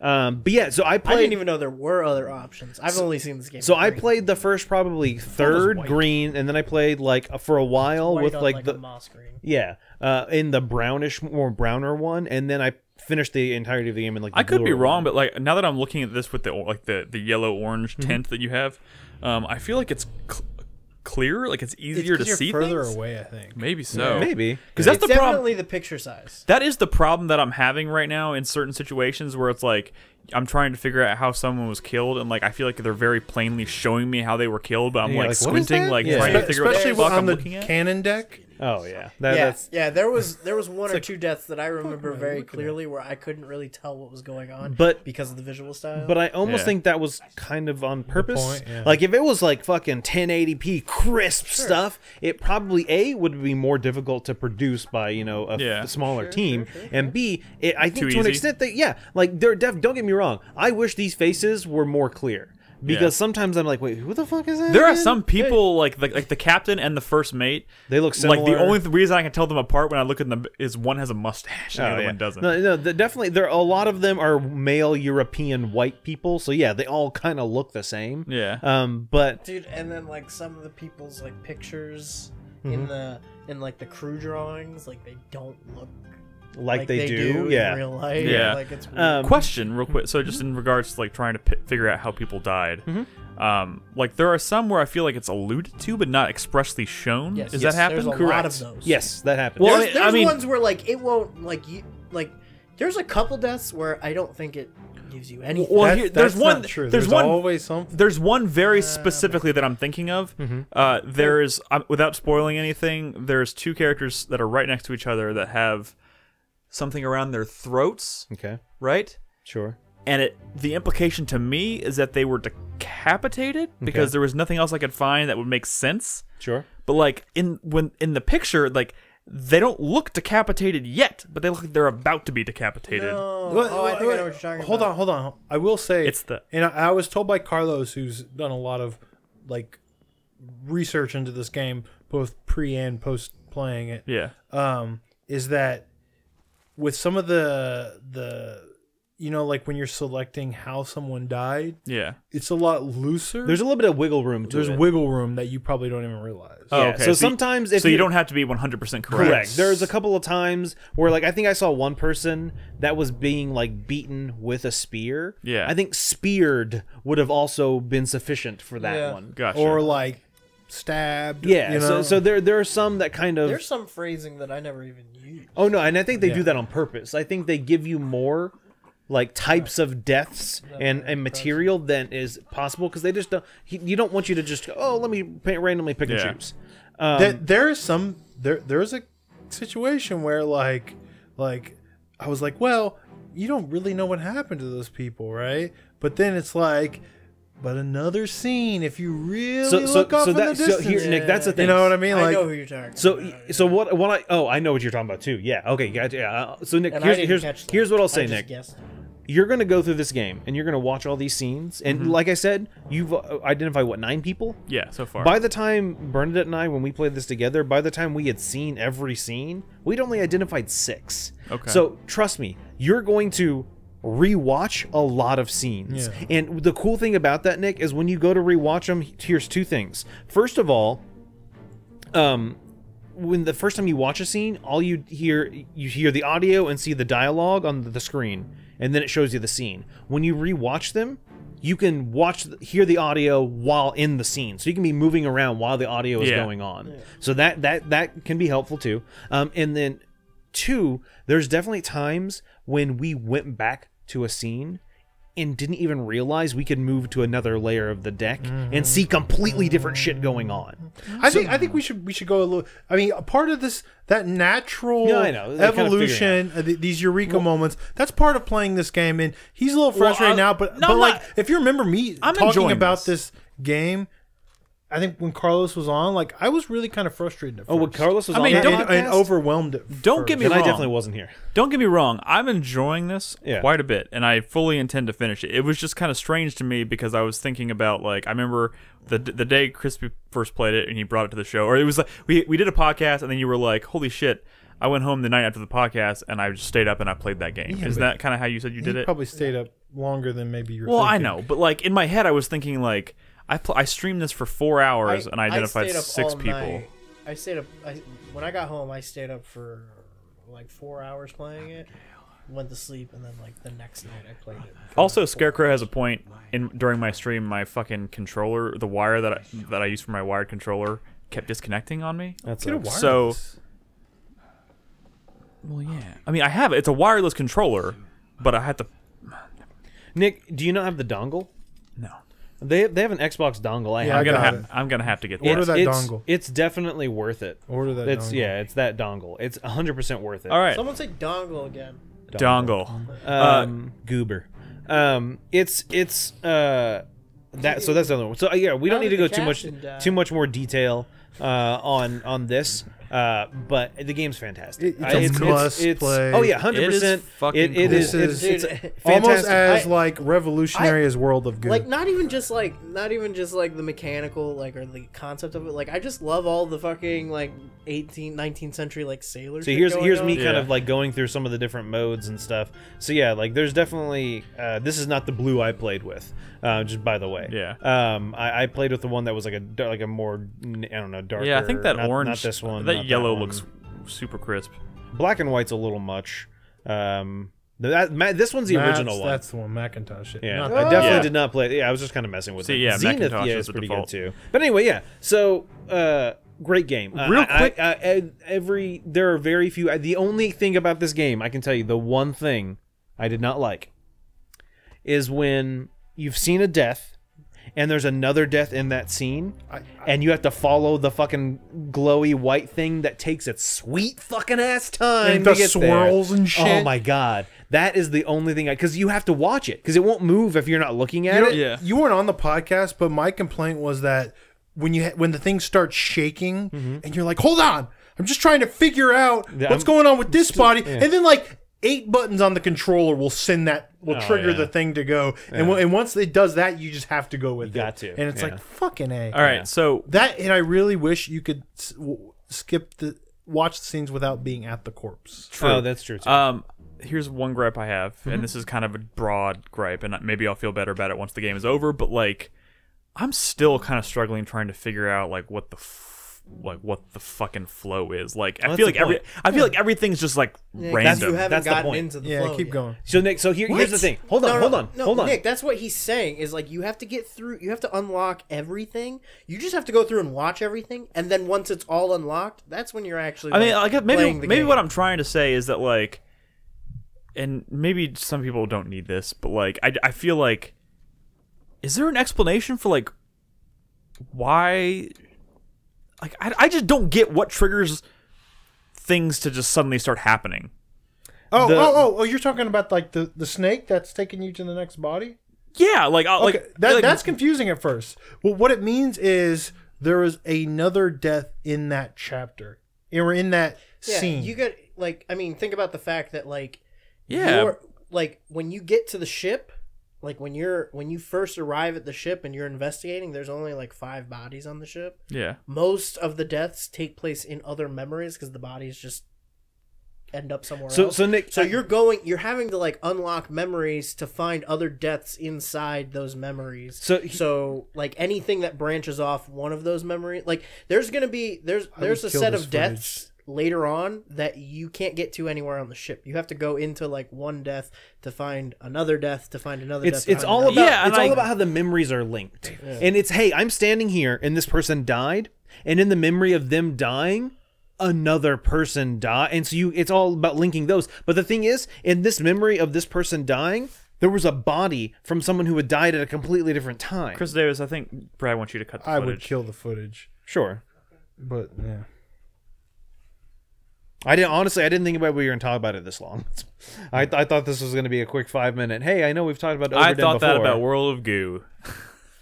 Anyway, you know us. But Nick, yeah, it's one of those things where as soon as you, and like Brad was saying, you'll know when you've hit all the memories.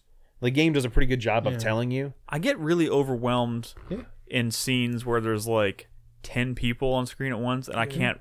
So I can't just look at them and instantly identify which ones I've already identified and which ones I haven't. That's fine. That's fine. The thing is, it's like Brad was saying, it snowballs because you don't know a bunch of those people earlier. And then later on, you'll find out more. So then you go back to those memories now knowing more about all of those people who you didn't know about earlier. Yeah, I know. And that's the point of And like you the shouldn't jumping be shocked around. because these are literally the exact same things I said when I first. No, started I get playing. it. I get and it. You were on that podcast. I get it. I was just a little put off by the fact that You were going to get better at understanding what's going on, so things are going to go a lot faster, and you're going to get a lot better at interacting with the mechanics. But you keep saying like a of the lot game. faster, and like to me, like I mean, it sounds to me like it would have to go a lot faster. Dude, that's You are what- obsessed No, with no, that Nick, aspect. like that like not the thing that obsessed, we're dude, saying chill. that like I don't think is connecting with you is like what we're talking about, like getting through the chapters. The gameplay changes completely because the game stops changing in another like hour of gameplay. It stops changing on you, and then it's just stuck And you will have in this all the one pieces. state, Okay. and you're just in a Yeah. sandbox trying Yeah. to put everything together. Yeah, exactly. Okay, I'm not trying to obsess over it. I'm literally just saying I was like, the- it is not what I was expecting. Nick, the reason it did that is because if it had dropped you in at the part where Krispy's talking about, that's when you would have been completely confused. It has to give you something to kind of walk you through out of order. It definitely is Tarantino, you know, it's jumping back and forth a little bit. But the reason it does that is A, if it was sequential, it'd probably be easier to figure stuff out. And then B, they couldn't, if they had just given you everything at once, it would have been overwhelming. They have to dole it out somehow. I promise you, this conversation next week will be very different. Yeah, that's No, true I'm too. sure it will. Dude, I get what you're saying. I'm not disagreeing with you on anything. I'm just, you know, You just gotta- I played it for 4 hours and I walked away feeling kind of like I didn't accomplish much, Yeah. or that I was maybe playing it a little. It's funny because I was where you were, and I was saying as much on the podcast, except my person who had already played it was Carlos, who was like, fuck you. not explaining things and nice about it, like, oh, you just dumb. You fucking goober. I didn't have that problem. So Yeah. That sounds like Carlos. yeah, exactly. So you're in a fine place. I'm gonna try and finish it this weekend. Oh yeah. I'm sure you can. And I know And obviously Ashen, and Robin couldn't jump in now, but it is a good game to play with another person. I know. If I you kinda- are out there and the you've not thing is, played I it. kind of wish maybe I hadn't started it on the kinda feed liked because I didn't. She wasn't gonna sit there with me the solitude entire time I was streaming it, because I stream way past the point she's already gone to bed. So I kind of made it so that she can't play with me. Did someone rub like fart smell on my microphone? Because all I'm smelling is dog fart, There's no dog in here, Brad. And with that note, like an eggy dog fart. let's take a quick break. When we come back, we have no news because there's no news this week, Oh, yeah. which is fine. We have a few more games to talk about, including Monster Hunter World. I played that for the first time last night. No. Did Okay, you? well we'll talk about it. Oh my god! It takes a while to get into, but yeah. You killed the Getting- monster? I killed another one today. Well, there While we go. Recording footage. All right. I just want to see that beautiful footage. Oh, you're gonna like judge the shit out of my No, footage. no. Anyways, I just like if to you're look at the watching us live, don't go anywhere. We'll be back after this short break. What did you?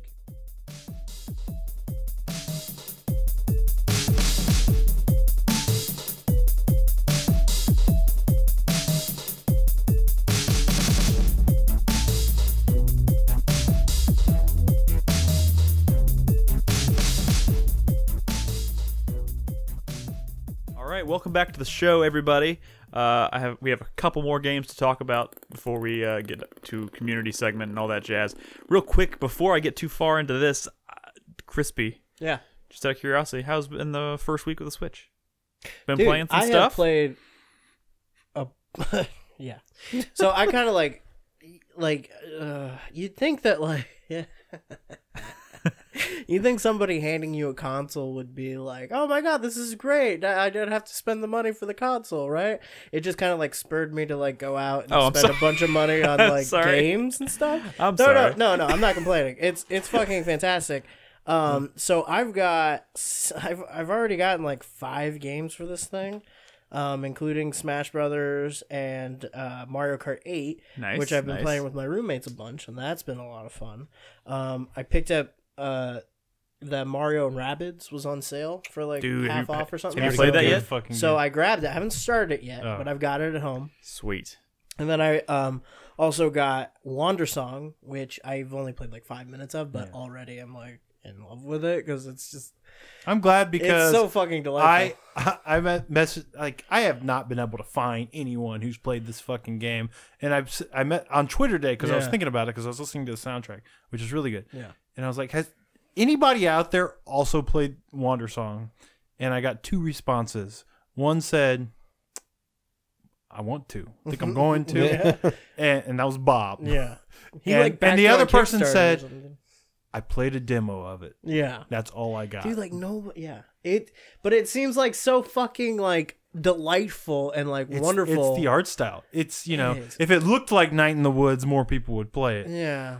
Yeah, it is a little simplistic compared, but like, South like Park the character is just like the way he just like fucking dances around and like smiles and like it's so. And I like how you can hold down the dance button in nearly every single situation except when he's really sad. Yeah, and even if he's kind of sad, he'll just be like slowly dancing, like dance a little bit. Yeah, the intro to that game is fucking so goddamn charming. I love it. I also the last game I bought was Gris. Oh yeah, Gree. Yeah. Oh yeah, I think it's Gris. How does that run on the Switch? Good. Oh, it's really good. It's beautiful. I don't know. TV? I don't really know like how to track progress. Like as you go through the game and you complete like sections, you unlock colors. So I've gotten 2 colors so far. I've gotten red and green. I thought about picking that up because it seems like a. It is like visually breathtaking. Yeah, it is like every moment of this game is just like a joy to look at. Are you playing it in handheld or on docked? Well, I was playing mostly. I've been playing it docked. I've been doing most of my playing docked. I played a little bit handheld, like the first, like the day after you guys gave it to me. Like I was in bed, and when I woke up, and I was like, oh well, I've heard so much about this. I'm gonna try it out. So I went and got the handheld and like played Smash Brothers in bed, and was like, yeah, this is kind of cool. But I kind of kept feeling like I was gonna drop it on my face. Yeah. But. That's why I got the little like arm for my bed. I know, and I was thinking about that too. It is a great system to just sit in bed and play. Are you still smelling fart, Brad? Jesus Christ, Brad! Just seems like a Nolan prank. like you put like a vomit jelly bean. I put a little piece of poop in there, Brad. Maybe a vomit jelly bean. A little piece of poop. But yeah, I've been playing the Switch every day since you guys gave it to me. Nice. So thank you. And I fucking love this system. You should play Gris and talk about it on the show. I'm really curious about it. Yeah, I'll talk about it when I've gotten a little more. I've only played like an hour or 2 of it. Yeah. But so far it's I think that's really good. It's not a super long thing, and it is kind of just just like an experience, a very visual audio. Yeah, like there's not a lot like gameplay wise. It's been interesting. Like there's been a lot of like neat little platforming puzzles, but nothing that's like, crazy. Yeah. You kind know, of like Wander Song. Yeah, kind of like Wander Song. Cool. But yeah, dude, I fucking thanks, guys. Yeah, I of really course. I just wanted to this see what thing. you've been playing so far. I really fucking. I am a true believer of the Switch now. It's such a cool little system, man. Yeah. It is cool. All right. Other games to talk about. Let's talk about Monster Hunter World for a second, because I played that last night. Arguably played, quote unquote. I played it for the first 2.5 hours, which was basically enough time for me to create a character, and I actually played a little bit last night with Chai Tai and Steph, his girlfriend, and Krispy. How'd that go? I mean, it was a little overwhelming. Yeah. There's a lot of stuff to learn in this game. Yeah. I've never really played a game like this before. I've never touched Monster Hunter. But I mean, it was walk me helpful. through that process. Like, what was the experience? Did they kind I of mean, show you what was going on in town? Yeah, they showed me around town, told me, gave me a bunch of tips about, how to kind of the general gameplay loop of like, you should always go to the canteen, eat something before you go out on a hunt or whatever, and tips about how you actually track. But like so I was a little overwhelmed, and one thing that I thought was kind of strange, what's going on? And I don't know if this is something I did, but like I was having a really hard time with the audio in this game. And I thought it was just because I was playing in a party. Like, I don't play a lot of online games, so I'm not usually in party chat, whatever. So like, but I was noticing while I was playing last night, I was like, I'm having a really hard time hearing the game. Yeah, that's definitely all I can hear settings. is everyone talking to me. I can hear the game kind of muffled, and I thought that was really strange. And I was trying to like adjust the balance of the audio in the party chat because I thought maybe I had fucked up the settings or something, and I couldn't really get it to fix it. And then today when I was recording the footage, I had to crank my volume like way higher than like anything any other thing I play to hear the game at like a normal level. That doesn't sound right. It's weird. I mean, you are playing. I don't know. Doesn't sound right. Yeah, I don't know. So I don't know what's going on there. That is weird. Did you unhook your We're using headset? headphones? Was it wireless? While I was recording the footage today, I was not wearing headphones, but I was using my headset with the microphone. They weren't still connected or anything, were they? No, but I mean, I was like wondering if it has to do with because I'm in an online session, obviously, and like there are other people, and I was wondering if just by default the audio for the game itself is a little bit lower. For than normal. sure. That's definitely part of it. But like, you can't play offline, can you? Yeah, you can. So when I went to only load played offline. when I went to load the game, the only option was to join a server or create or like join a session. Just the terminology is confusing. If you create a session, it's just like you in a game by yourself. Oh, so I need to create a session instead of join a session. Yes. See, okay, even at the most basic level, I think there's still things I'm like, learning about but this like, game. It's weird. understand that You if will you're in a constantly be learning session stuff. with other players, that doesn't really mean that much anyway. Yeah. Like, they're not in your party. It's just more like if you're in a session with like 20 other players, if somebody's like posting quests to the quest board, Yeah. then you could jump onto them. But they're not like going to be in your game. Yeah. They're not gonna like they'll see it if you call for SOS or something like that. If they go to the board looking for SOSs, but like. I guess what I'm saying is like being connected to other people online in this game is not it. Like there's a lot of steps between being online and like being in a game with other people. Gotcha. Yeah, and I kind of like even last night when I was playing with Chai, and I realized like to even get to a point where you're playing physically in the same space, you have to like go into the hunt and trigger like a certain. when you're doing It's story very missions, awkward, Yeah. honestly. But I didn't run into those issues because I played it all solo.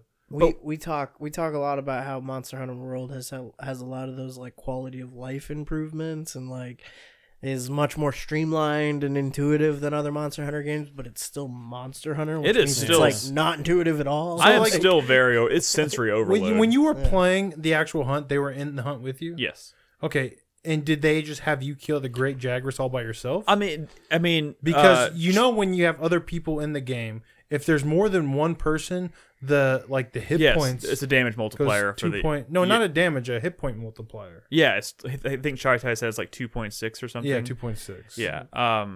So yeah, and they were helping, but like he was mostly kind of standing back and offering like healing and stuff when I needed it, and Yeah, like. but I'm jumping- saying if they weren't helping, that fight may have seemed like it went on way longer than it I don't want normally to would toot my have. own horn, but I was throwing down a lot of damage. Oh, okay. Yeah, you don't say. So just okay. a quick, I guess for those who don't know, I made a lady character, and I'm playing just for the beginner stages, just to kind of learn the ropes. I'm playing with the dual blades, which is widely considered to be kind of like the entry level weapon. Maybe I mean still very viable It's as like not the entry level. but I mean weapon. like it's a good one to learn on. Most and it's also It's good because it doesn't slow you down, which is something that like Sword and Shield people is find probably really the best frustrating. learner weapon. Sword and Shield, especially because you can use items with your weapon out. yeah. But I think maybe that one's a little more boring than And dual swords. I don't know. have like so. It's not, I've been but, getting yeah. a lot of recommendations from you and Chai Tai and everything, and y'all both gave me some videos. I watched both of them. Oh, you did? Yeah, I watched yours and I watched the one that Chai Tai sent me. And Chai Tai's focused mainly on weapons and like kind of walks you through like all the different weapon types you can choose from and like what their benefits are or whatever. Yes, Nolan. Can I get those videos? Sure. I mean, I'm probably eventually gonna play this. So. Yeah. Well, Yeah! the one that Brad sent Just me is do it, in the. Nick. Yeah, play You with and me. him, man. Play with me. Well, I would want to play it on PC. Yeah. Oh well, yeah. Sorry about that. Yeah. This game looks nice on PC. It does also look really nice on a PS4 It's Pro. just a nice and looking 4K. game. Although it's funny, so when I record the footage, obviously I can't play in 4K and HDR and all that jazz. Yeah. And I pulled it out, I was like, "Ew." And I plugged it back in after I finished recording. I was like, "That's better." Like it's kind of night and day with this game because it's a very bright, vibrant game, especially when you're like playing outdoors in broad daylight and shit. But yeah, I don't know where to go. Like I'm struggling. This is my first time fighting a big monster, like literally just by myself, so I'm struggling a little bit here. And So was this like a hunt you were on? Yeah. so Okay. well, this is the first hunt that you actually go on is to fight this thing. Right now, I'm actually on a not a hunt. What's it called? Where you're just kind of exploring. Quest. Expedition. Yeah. And the monsters are still existing and kind of roam around the world. So like I just saw this guy. I was like, oh, for the footage, I'll take him down again. But that's actually not who I'm hunting now. But I'm a little. So one thing that's kind of thrown because the thing about Monster Hunter, the loop, like what the draw of the game obviously is farming like monsters so you can get better armor sets and everything and weapons and everything. Well, and yeah, I mean, right. I mean, it's mostly about getting stuff so you can craft new. that is the meta. Yes. Yes, and like usually when I play a game, I don't know what I'm trying to say. I feel like there's something missing for me, which is that satisfying feeling. Like the fact that I killed this thing and then I came back into the world and he was just there again was kind of disappointing in a way. Oh, Like- but this is just like like I- a species. I know, but like it's just like there are definitely monsters that are much bigger and like the ones that you actually physically go on like big hunts for. Like there's all kinds of like smaller creatures roaming around and stuff that are roaming in herds, but usually there's only like one of this kind of monster. I will say that the world state will change as you progress through the story. It's not always gonna be, and it's not always gonna be the same. I mean, there'll be a time where you go into the map and there's no great jaggers on the map at all. Okay. Like when you do a hunt, and there's also like things that will happen, you know, where other monsters will invade areas No, that I know. they've never I been think- before, and like the new monsters will start interacting with I'm each only- other in ways you wouldn't I'm only expect. 2.5 hours into this game, so I know I haven't even seen the tip. But of the like having the iceberg on- great Jagras there in the future is like a great thing when it just becomes like a piece of food for something way more fearsome, and when it becomes something that you need to have these monsters there because this will eventually become a thing that you just laugh at, Yeah. you know. And it's like that's a great. I mean, great Yeah. Jagras is already kind of that, It- honestly, but. It does feel great later on when you're like fighting like pink Rathians and shit like that. And you're and you run- see this guy and you're just like, ha! Like whatever. Yeah, when you're running past something that you used to be so terrified of, Yeah.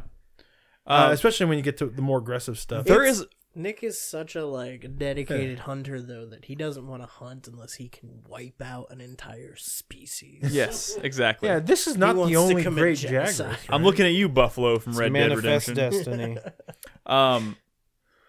Yeah. Also, yeah. I'm a little. There are a lot of things that I'm like, they went through they covered a lot of ground last night when they were helping me out and stuff, and I'm very thankful for that. But like, even today I was like playing, I was like, there's still so much shit that I'm Yeah. not sure about. Yeah. Like I'm not quite sure like how do the footprints So I'm- like basically, you remember the Hunter Journal, right? yes. Okay, so like as you keep finding tracks and you keep finding like clues and stuff for specific monsters, you'll notice there's this little meter filling Yeah. up every time you get one of those, and those are like I don't even like research points, I think, Yeah. research levels. As you keep tracking a certain monster, you're going to unlock more information about it in that book. And that book doesn't seem that important right now because the game's just telling you what to go hunt for story reasons. But later on, you're going to be like, oh, I see this set of armor at the armorer that I want to build. I need like this, and this material from this monster, and then you're gonna look in the book and you're gonna see like, okay, well that monster is weak to this, it's strong against this. If I want something from the tail, I need to break the tail. What can I use to break the tail? This kind of it's weapon, you're building like your it. I mean, I got to be honest with you, like Monster Hunter World, especially because it does a really good job of keeping that information in the world through that journal, is like.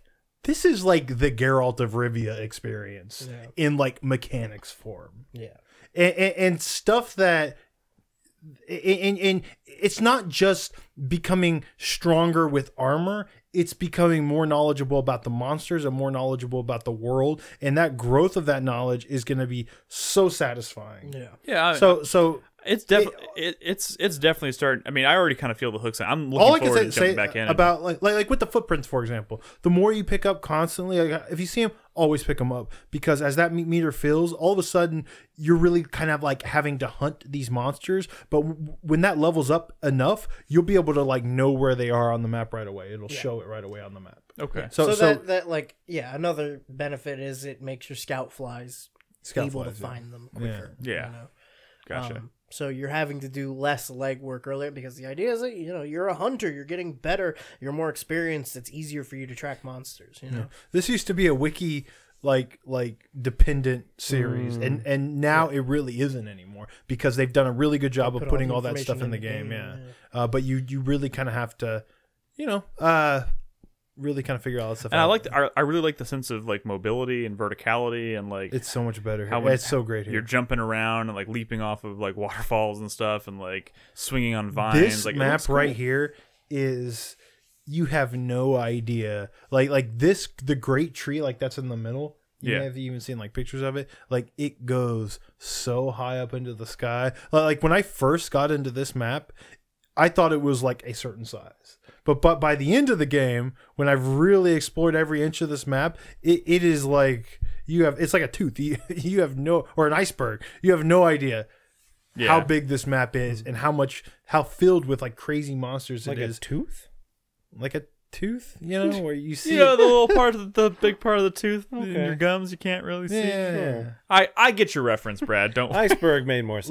Like Teeth are like much deeper like a molar. gross. Like a molder bear? Like a molar. I'm gonna try and spend some more time with this weekend on top of the other like 4 games that I'm playing. This is not a check in on game and play a little bit. I'm gonna try and continue to play some like 2 or 3 hours. This is a game that every once it couple days. does finally hook you, you're not gonna care about game of the year lists or what you fucking started. True. I know. I'm gonna haven't play it finished, regardless I've whether got a I feeling end like up on my going list home or and just not. burning everything Is down that and just monster starting like to an play the game. archaeologist? Yeah, it's like It's like digging up an ancient pot. It likes Yeah. to, it likes to Kuliaku? it likes to dig Or things up. You Kuliaku. nerd. yeah, Yeah. yeah.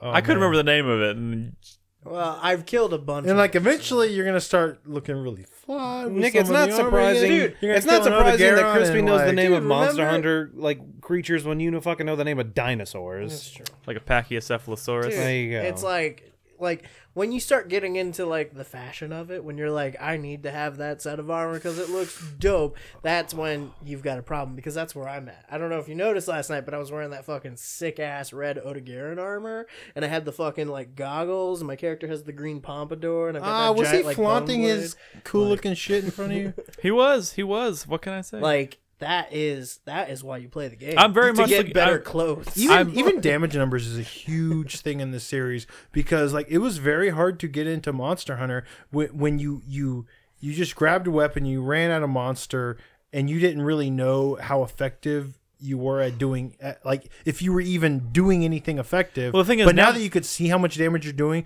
like on It's different funny, parts though. of the body, like you start to understand, okay, I need to keep hitting him here with this type of attack because this is outputting the most damage. Before, he had no fucking clue. You're like, Well, I here's the gotta funny run up thing. this Like now hill they have upside damage down. numbers, so you know how much damage you're doing, but you still have no idea how much health the That's monster true. has. I mean, you still don't know that, but But you look in your fucking It's all relative. like it's you fight a monster enough, that shit's gonna fill out in your journal. I think. But it's great though when you hit a monster for like 20, like 1,000 times, and then you get like that one sweet hit in, like on its head or something, and it throws up like 100, and you're God. like, oh, awesome! Yeah. Like, do that again. So I'm gonna Don't be afraid to fuck around. I'm with gonna other spend weapons, some too. time this weekend, kind of exploring the world, experimenting with some different weapon types, crafting.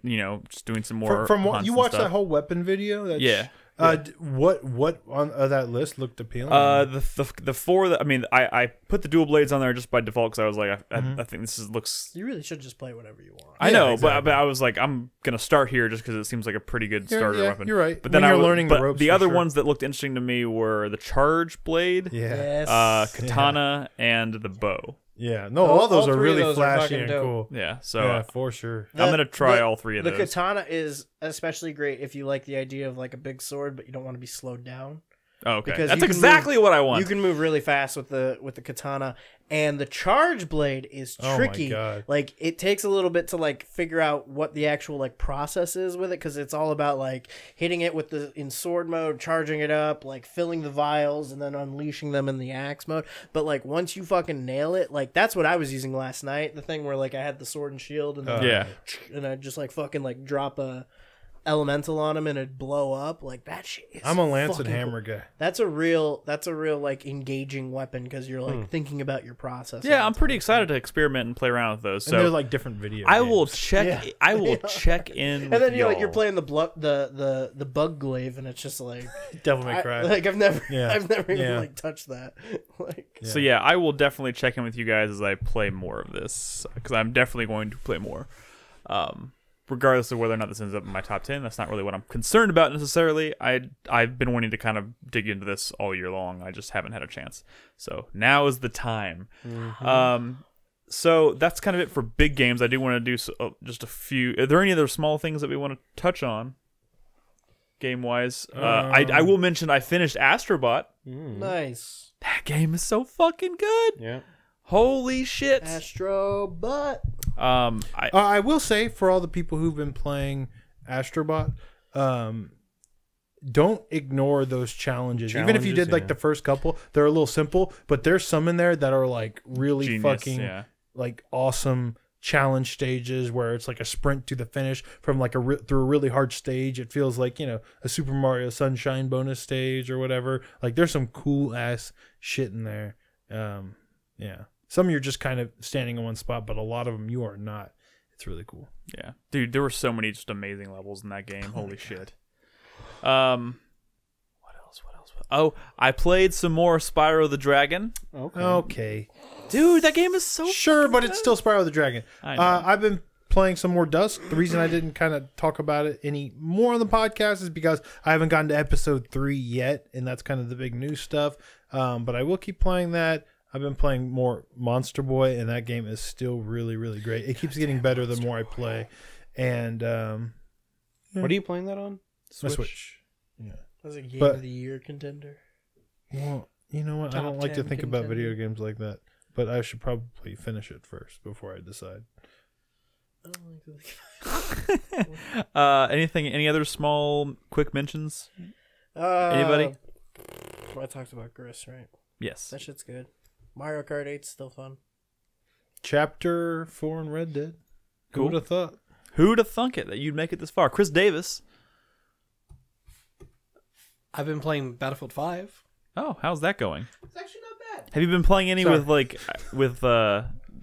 I'm sure Joseph is playing this. Have you played any with him? No, I think he's playing on PS4. I'm playing on PC. Gotcha. It was on sale at Best Buy for like $30. So it's Gotcha. like, okay. But yeah, Battlefield 5, Yeah, not playing bad. multiplayer specifically, I would assume. Yeah, I'm going to start the single player this weekend. Cool. So. All right. Well, let us know when you get through more of that. Maybe bring some footage or something. We'll talk about that in more depth Yeah, definitely. on a future show. Any other quick mentions? No? Brad, are you still trying to find the fart? Brad, as soon as you moved, I smelt more. You know what I'm talking about? Did Like you it was shit your trapped pants? under you. Did you shit your pants? No, it's something over here. Maybe there's some food that fell. God damn it, Brad. I didn't eat any food today. All right. Today. It would have had to been week from ago. weeks ago. Oh my So god. it's not my fault. All right. What the fuck are you doing, Brett? Just making sure I'm not sitting on like a pie or something. You mean a sandwich? You mean a sandwich? A sandwich. All right, let's move on. Like I said, we don't have any news topics this week, so we can kind of blow through that and go straight to community. Nolan? Yep. Who's on his Switch? Well, I was trying to see what if Monster Boy costs on the Switch right now. It's not cheap. Damn it. Yeah. I gameflied it. I got to be honest with you. One of the reasons I want to finish that game is because there's a value consideration to take into account, and I don't want to. Wait, Monster Boy is not just a digital only thing? No, No, I'm playing they a have physical yeah, they version. have physical ones, It's yeah. it's a All right, so real-ass let's game, get video into game. some community. No new patrons this week. It's all right. It's Christmas. I'm sure people are just saving up their money. There are a lot buy of some there's a lot of Christmas stuff to presents spend for money us. on. Yeah. Yeah. So let's get to some questions from our patrons. No new patrons, but lots of questions. Yes. First question this week from Mr. Green Toast. Since Christmas is next week, I wanted to know if you had any interesting stories or events that happened during Christmas time. Oh, just in general, just interesting events that happened during Christmas time. Video game events? I think I've told. I mean, I don't have a lot of like super interesting like Christmas specific stories. I think I have mentioned before how I went to my grandparents' house when I was a little bit younger, and my grandparents, for whatever reason, or my grandfather specifically, kind of despised video games, or like he didn't want me using his television to play games, so he wouldn't let me hook up my N64. And that was the year I got GoldenEye, and I was like dying to play GoldenEye. So I ended up having to go into the basement to play GoldenEye, which at the time is really, really creepy. You know, it's your grandparents' basement, and he had like a bar down, like a huge, like fully, and it was like a 50s like jazz bar with like a dance floor and stuff with these like really creepy, like weird lights set up and stuff. It was really like it wasn't comfortable for someone my age to be down there alone in the dark playing by myself, but Nick's I a had to do nerd. it. I had to do it to play GoldenEye. You know what? I blew through that entire game that weekend or week or whatever I was there. But I was terrified the entire time. Imagine So, if you'd been playing a horror game. yeah, that was way before I ever touched a horror game before. I did something similar to that at my grandparents' house. Like my dad's parents lived in Ohio. And This was we also didn't- in Ohio. Yeah, we didn't see them that often because of that, but like we went up for one Christmas and You're smelling it now, I was too? like in middle school and Someone's been farting in here. we had a laptop. Like I had a laptop that I brought with me. And while we were up there, like my dad took me to a mall or something, and I was in some like little software store, and I found like this game. I don't even know what the fuck this game is called, but it's like a ripoff of SWAT. SWAT? Yeah, you know. Oh, It's just a first-person shooter with like different SWAT classes, and it had like a shitty like tacked on multiplayer. So like I bought that game because it was on sale. And 'Cause wait, it was what platform old. was this on? It was on PC. Oh, okay. It was old, like kind of old even then. Yeah. Maybe it was just SWAT 4. No, it can't be. But I just sat at my grandparents' place playing bot matches on the multiplayer of that game, like over and over for like hours and hours and hours. Like bot matches of a shitty like SWAT first-person shooter ripoff Oh. for hours, and like that's kind of just how I used to play video games. That's just like what I did. That was par for the course. And yeah, my grandparents thought it was weird. They were like, "Why don't you play better games?" I'm gonna take it back. At least they said, "Why don't you play better? Why don't play better games?" Mine were just like, "Why not just don't play games?" Christmas, 2011. Remembers the year and everything. I'm in Houston, but we don't have anyone to cover the feed that night. 2011? So I drive back from Houston. You drove back to cover the feed? to go to Brad's house, and I fucking played indie, like Xbox Live Indie Arcade Christmas games all night long. That's a good time. And they were the shittiest fucking Christmas games. I didn't buy any of them though. I played the demos. So my you goodness. download and you can play for like 10 minutes or whatever. Yeah. And so That was everything. I just for the entire night, I just played Christmas theme indie Wait, was it- demos. Xbox Live Indie Games, This wasn't. man. You said was this wasn't like Christmas Eve, right? This was. It was Christmas Eve. It was either Christmas Eve or Christmas Day. Did one you or the drive back to Houston? other.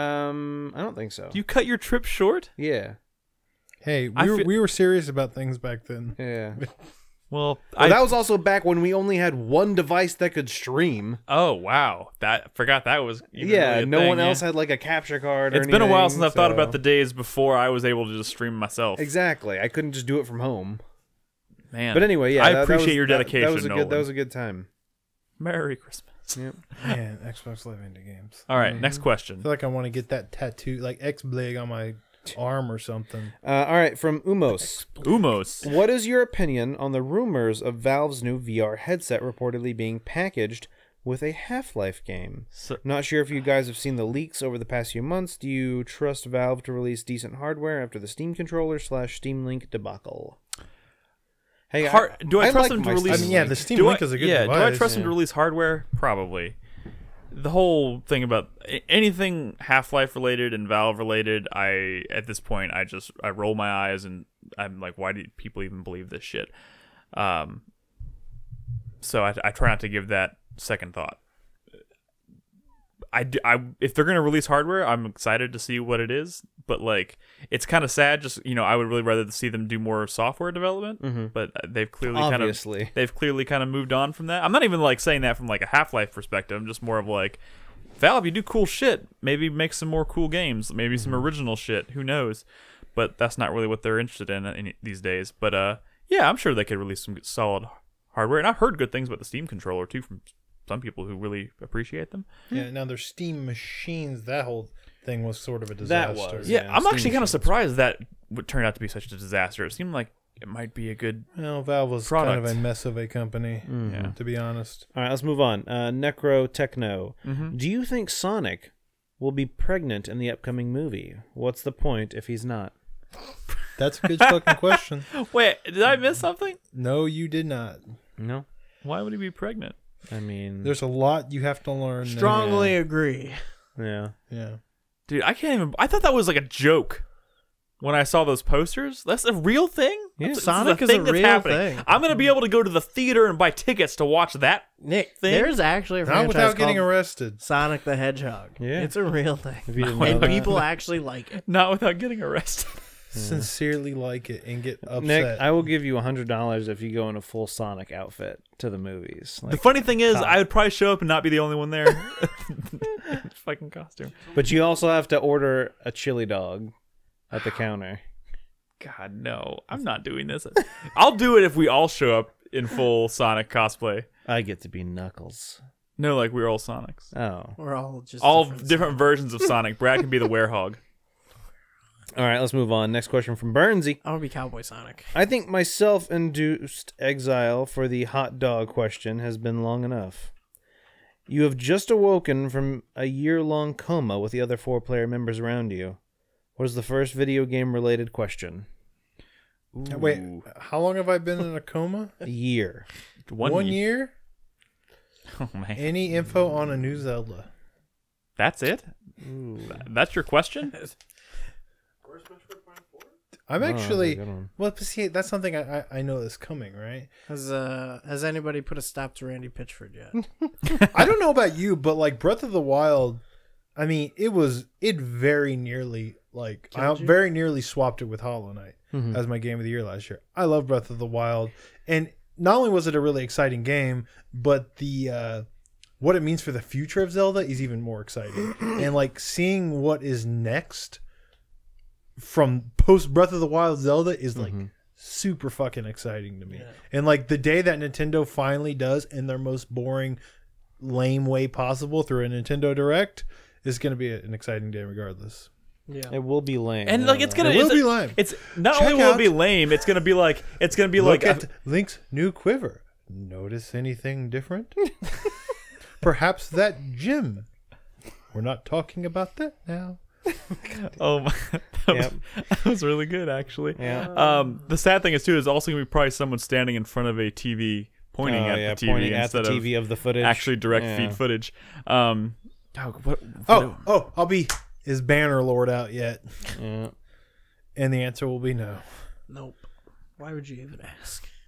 They I don't just know. get I don't have harassed on anything. Twitter. Anytime they post an update, people are just like ripping their eyes out. They're becoming the George R.R. Martin of video games. I mean, Yeah, honestly, my yeah. answer would probably be, or my question would probably be, has Konami ruined anybody else's dreams in the past year. A coma for a year. So literally next December. Oh, was Scalebound canceled within the last year? Because I feel like you probably wake up and you wouldn't know it was that canceled. Avengers Canceled movie? every year. Oh man. So next December. Did somebody buy me tickets for episode 9? Did What Nick, the fuck is Death Stranding? Nobody knows. Well, we will. Someone will know next December. Oh, now are we assuming that we're waking up next December? Wait, it says you're in a coma for a year. Yeah, no, but I figured I'm waking up now, and I've been in the coma for a year. Did So Nick now we're talking finish about an being act? in the coma and then Well, waking the up problem next is year. now we already would know the What? questions we would be asking. Yeah, that's All right, so I've That's been thinking. ridiculous, I've been man. thinking about this wrong. Then I wouldn't ask a question. Crispy. I would say I told you Bloodstain would suck. Oh, boo. Boo. Oh man, I would probably ask. You've been God. basically dead for a year, and your first response after coming out of this coma is something just needlessly shitty and negative. Not negative, just me saying I'm right. I was right. So something needlessly. All right, let's shitty move on. We negative. got a lot more questions. Pedantic. Fuzzy Turd. In my opinion, the Deadpool game from 2014 was a very fun game. But I feel it would have been a very mediocre game without the context of Deadpool as an established character. It was very self-aware when it came to its shortcomings and used them as laughter fuel. What are some other fun games that without the context of their respective universes would be very bad? I disagree with the basic Matt premise Hazard, that eat leg. that Deadpool was a Or good what? game. Deadpool had really funny cutscenes, but like the game, I remember the gameplay on Deadpool, and it was like atrocious. But It wasn't even like no. What about that Wolverine game? Would that be like without the context of being without Wolverine? Wait, which Wolverine? Wolverine game. The only Wolverine game people ever have anything good to say. The Developed one by from the Raven Raven. that Mark people Hamill liked? played Wolverine? Yeah, the one from Raven. The X2. Without the Wolverine reference, would it still have been a good X2. game? Or like without Wolverine as like I think the point is that people did like the way that game played. You're talking about without the Wolverine like lore? Yeah, if it wasn't a Wolverine licensed game, like if it was just a game and that's the gameplay mechanics were the same essentially, but like without the lore or without the character of Wolverine, would people still have enjoyed it or spoken as highly of it? I was thinking of the same. Yeah, I mean maybe not. I mean being like the Batman, like when people the way people talk about Batman, of how you really feel like Batman and all that shit, right? Yeah. I guess if you're not Batman, then it loses some of that. Yeah. Yeah, the yeah. Arkham games are like amazing purely because they do such a good job specifically what about capturing Batman as We were a. kind of talking about this earlier, but like, does Wonder Song apply to this? Where it's like the character of the game, like the Bard character, and like his personality is kind of like what's fun about it. Yeah, It's it not, doesn't like, necessarily the have to be a gameplay. licensed game. Like, I mean, yeah, it could. I would say so. What exactly? I feel like wording of the actually question? when you think about it, like most games depend pretty heavily on like the appeal of their star character, right? Like if you don't have Is a that the question? It was without. What are some other fun games that, without the context of their respective universes, would be bad? Universe. Yeah. Yeah, I mean, Wonder Song doesn't make sense. It is its universe. I think they mean more of like, yeah, like I was thinking, like, what about Dragon Ball Fighters? yeah. Do you think I that mean, it would would still still be be as well? I know it's a good We game. wouldn't really I don't care think that's about saying it, no, but I don't think that's saying that the context of that universe has to exceed the limit of the game itself. It's just saying that like does the narrative, all you're saying is does the narrative element of the game elevate shoddy gameplay? And some games have the benefit of having a much wider like narrative context I mean, to Red pull Dead, from, but it's still like the narrative part of that game. Hey, I mean, Red Dead without like Red Dead being a Western, and I guess having the story that it does and the characters that it does. I don't think we're very good at answering this question. I don't think that's a game that. I mean, I know Nick loves hunting or whatever, but it would still. Superman 64 is only good because it's a Superman. I mean, there you go. All right, let's move on. Next question from B Killer. List from most overrated to most deserving of popularity. So from most overrated to most deserving. Whataburger, Shake Shack, In-N-Out, Five Guys, Wendy's. Okay, Whataburger, hold Shake on. Shack, But there's varying levels of why they're hyped. And levels Also, of I don't hype. know if I've ever actually had a burger from Shake Shack. I've had a shake, Shake Shack is overrated. but is it the most overrated? On this No, list, it's not. No, In-N-Out is the most overrated. In my personal But we also opinion- know Krispy hates In-N-Out. But, In my but opinion- also Shake Shack was held at a higher level than In-N-Out. in my opinion, I would put this list as In-N-Out, Shake Shack, Wendy's, Five Guys, Whataburger. The problem with Wendy's shouldn't even be on that list. well, here's my problem with Wendy's and Whataburger. I don't think I don't think anyone's out there being like, they're the best in the Wait, world. people hype up Whataburger. No, Whataburger people don't hype people up absolutely Wendy's. do. I know Whataburger does get hyped Yeah, up, but I think Wendy's- that's also because Whataburger is only in a small place. But that's what I'm saying. You're talking about Whataburger, you're talking about In-N-Out, and you're talking about Shake Shack, which are like They're different, like, regional, yeah. like are these like Oh, okay, regional favorites that are always arguing with each other. Yeah. Those three make sense, but then like Five Guys is good. Five Guys is Wendy's hype is just behind it. where you go when you can't go to any of those other places. Like I had Wendy's tonight. Five Guys is fine, except it's overpriced. I will say like- that like Five a- Guys is like good, Shake but Shack. for what it is overpriced. Yeah. They I mean, do if give you're you. talking about what's the best between Whataburger, Shake Shack, and In-N-Out, In-N-Out is definitely the worst of those three. Shake Shack is pretty good, but like the price doesn't match, and like Whataburger is also pretty good. So here's but my they're problem. open 24 hours, and The best Here- burger there is Five Guys, I think, but it's expensive. Here's my problem with Whataburger. I don't even think. I Five think Guys is when Whataburger is good, it is good. There's definitely a Whataburger that's not too far. The problem is it's the Whataburger between my work and my house. It's a shitty fucking Whataburger. The employees there are shitty people. Every time I go there, the food clearly was made like 4 hours earlier. Like that is like a shitty Whataburger. And I almost want to an extent like if someone ever says, "Hey, I'm in town, I want to go to Whataburger," I'll tell them, "Don't go to that fucking Whataburger." But like, okay, let me ask you this: when you go to Whataburger, what do you normally get? Like, what kind of Depends. burgers do you like? Patty do you melt? Are you I getting do like like the patty Are you melt. getting like 1 through 5 list, or you're getting like patty melt, like the favorites, the The all-time favorites. favorites? I do like the patty melt. but- Because that's all I ever order from is the all-time favorites. I get like patty melts. I get And those Monterey are melts, top tier like, fast food burgers. Those for are sure. top tier Yes. fast food burgers, but they are like on a completely different level than the other burgers You're that right. Whataburger sells. No, you're true. absolutely But right. I think that like Five Guys and Shake Shack are like kind of just a different format. Like they're like Shake Shack might not be the best like premium burger you can get, but it's still a better burger than what you're gonna get at Whataburger. Yeah, probably.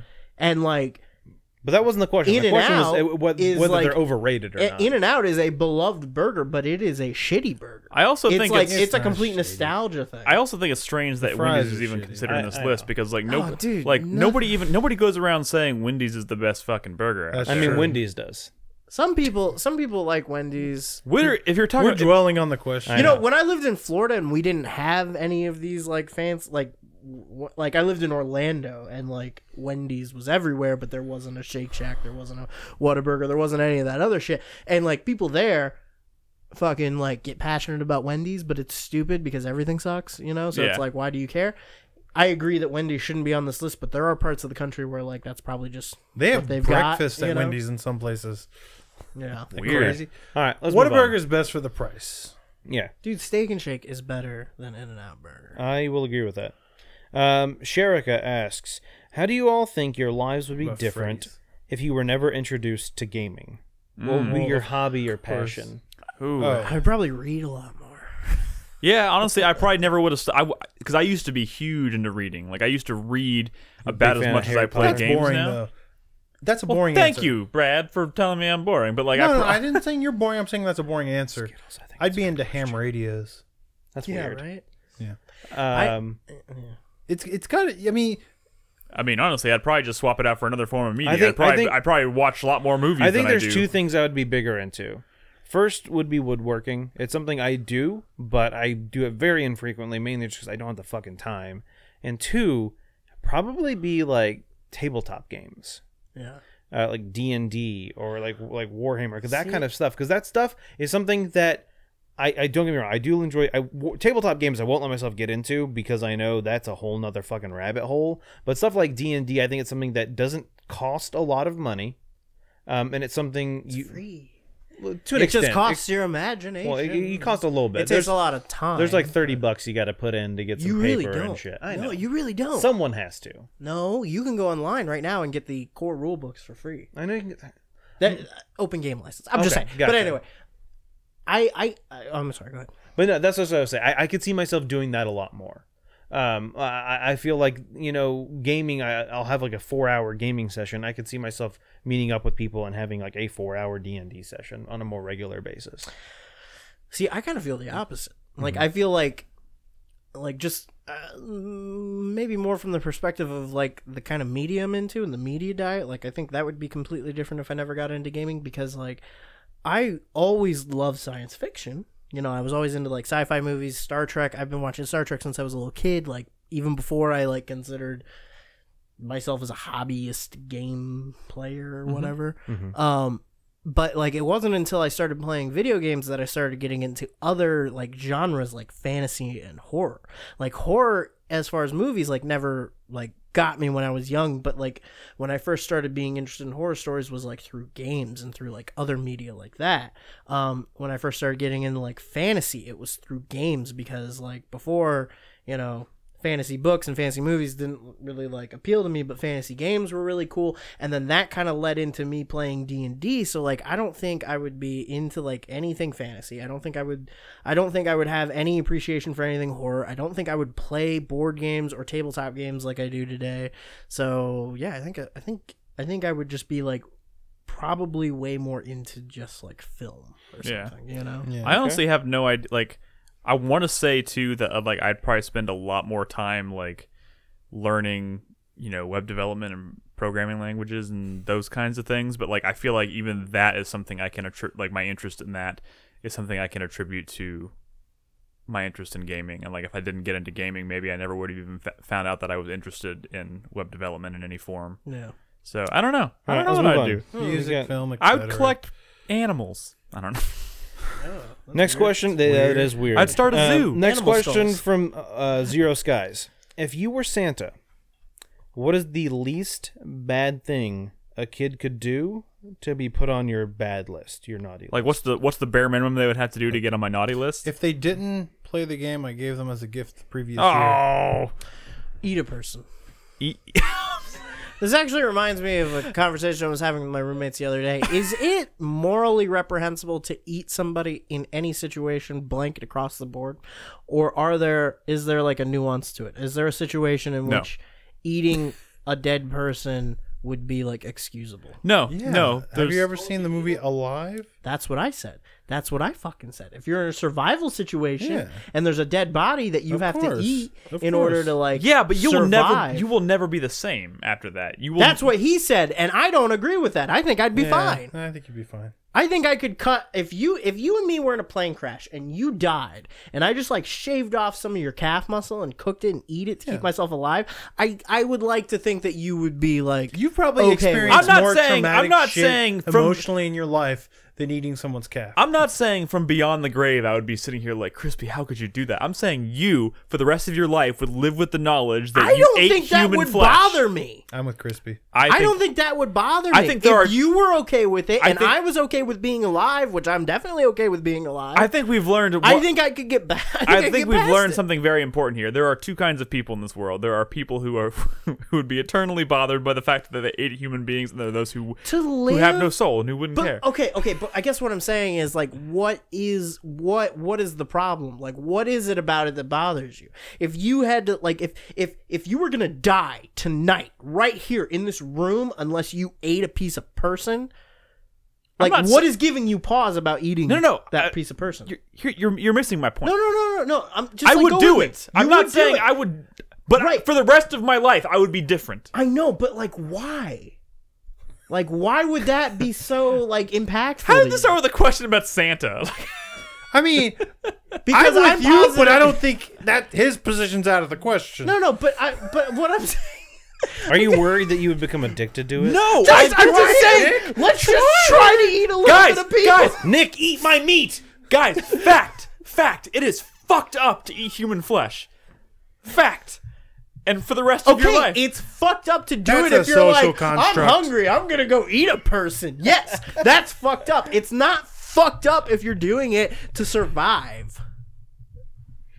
The whole I cannibalism think it is thing fucked a up if you're social doing it to construct. survive. Why is that?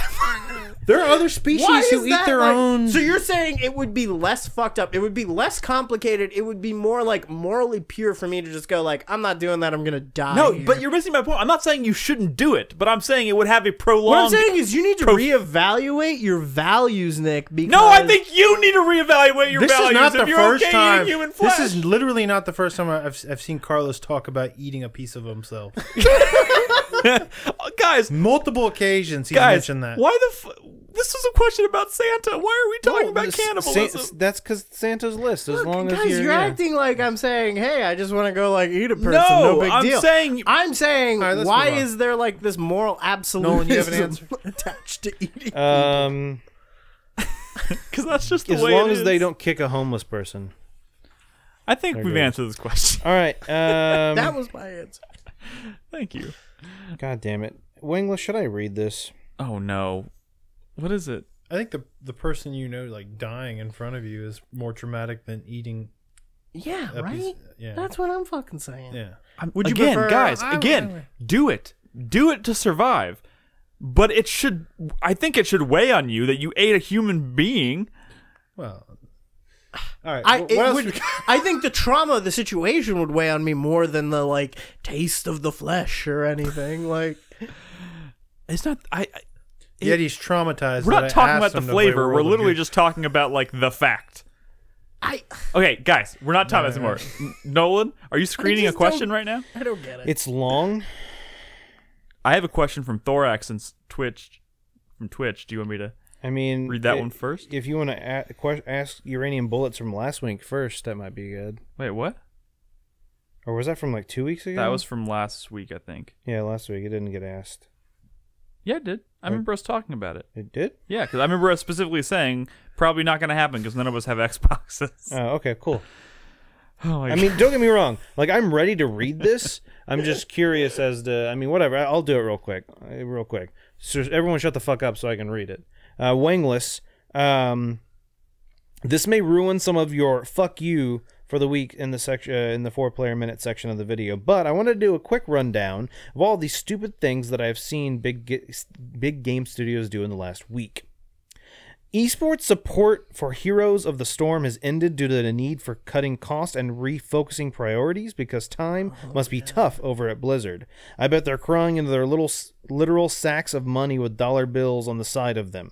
Data miners in Fallout 76 found code for loot boxes with new content in them for a game that can barely hit 20 frames per second on my Xbox, and then Bethesda launched some cosmetic Santa suit for the game for $20. For a suit! Capcom started to roll out literal in-game ads in Street Fighter V, which isn't opted out by default for a game people actually pay for.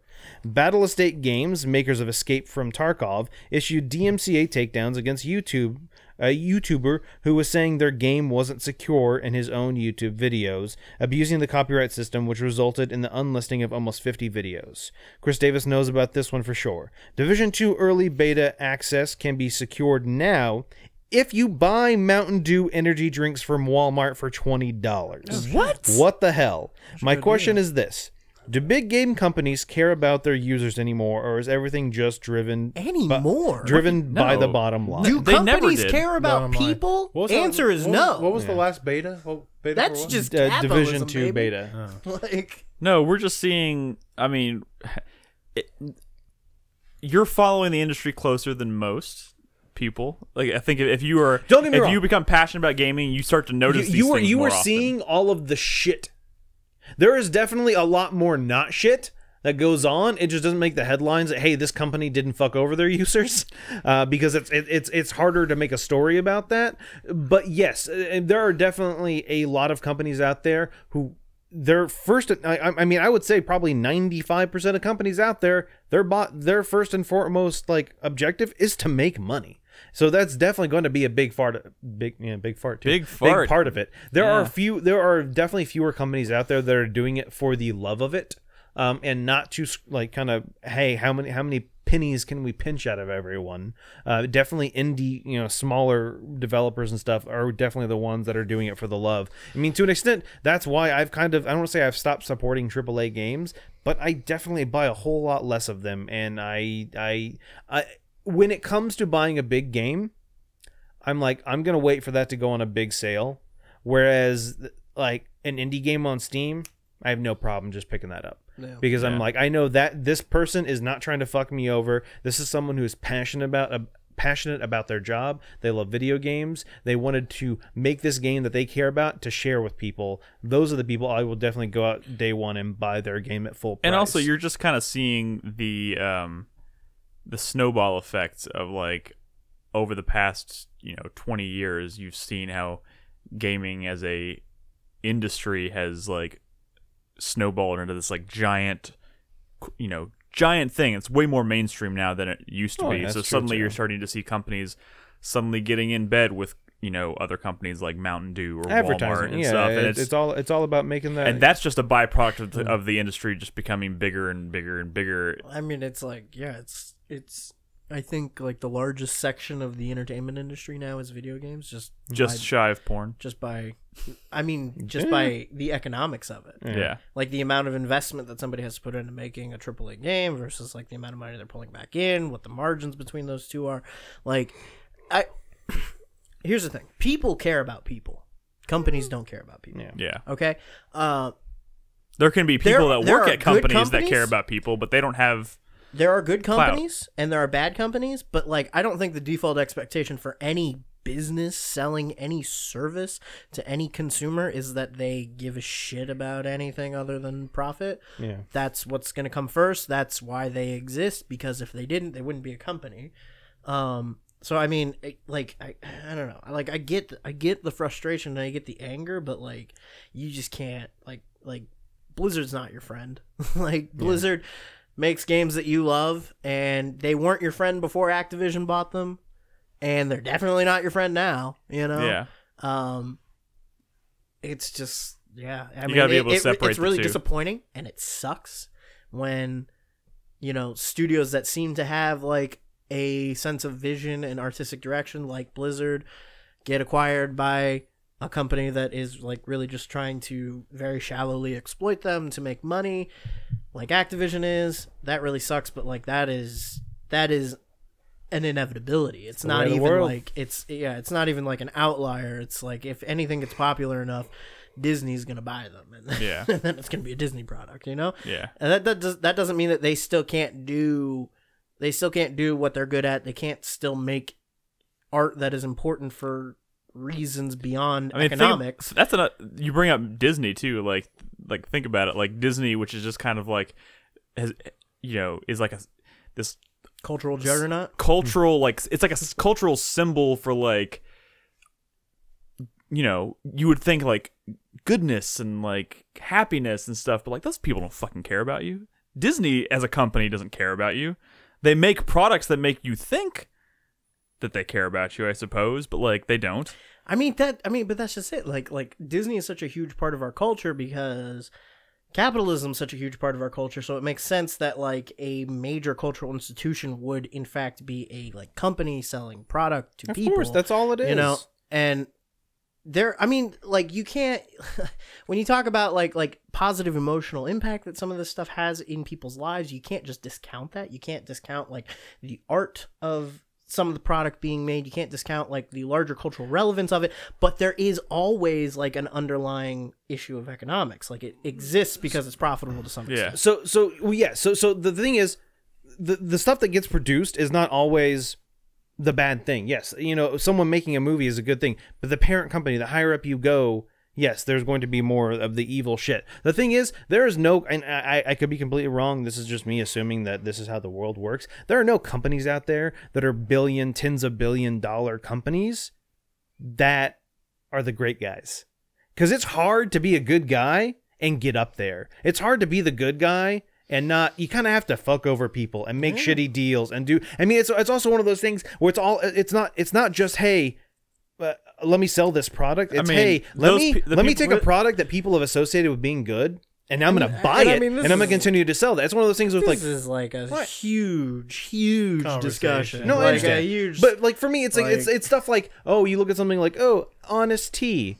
Oh, it's like good tea and blah blah blah. Well, that's owned by like the Coca-Cola Corporation. It's one of those things where it's like people are just kind of like, hey, you know, Conglomerates own everything. The people yeah. that get to the top are people who are people that are like the best at like exploiting the people at the bottom. But like, it's one of those things where I'm growing up. I saw like movies and stuff, be like, oh, I'll be rich one day and blah blah blah. And I kind of got to the point where I realized like it's kind of hard to get up there unless you're kind of an asshole.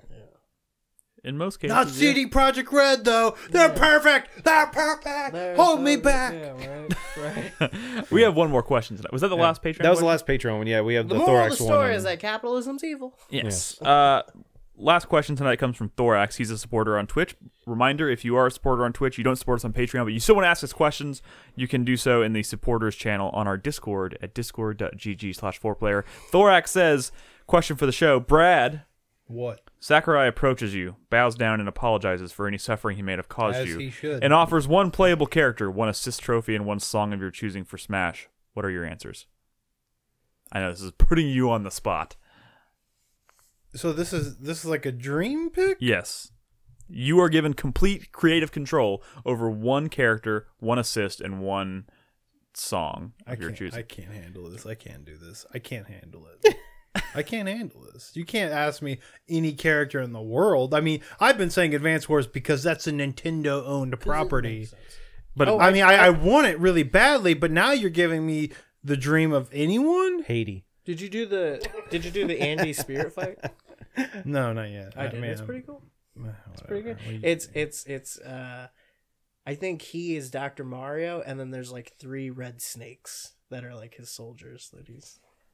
I can't. I kind of want to say Hollow Knight, but he didn't ask me. Hollow Knight would be a good one. That would be a good one. What? Negan. Oh my god. I can't answer. Or Julia. No. She's got her own game.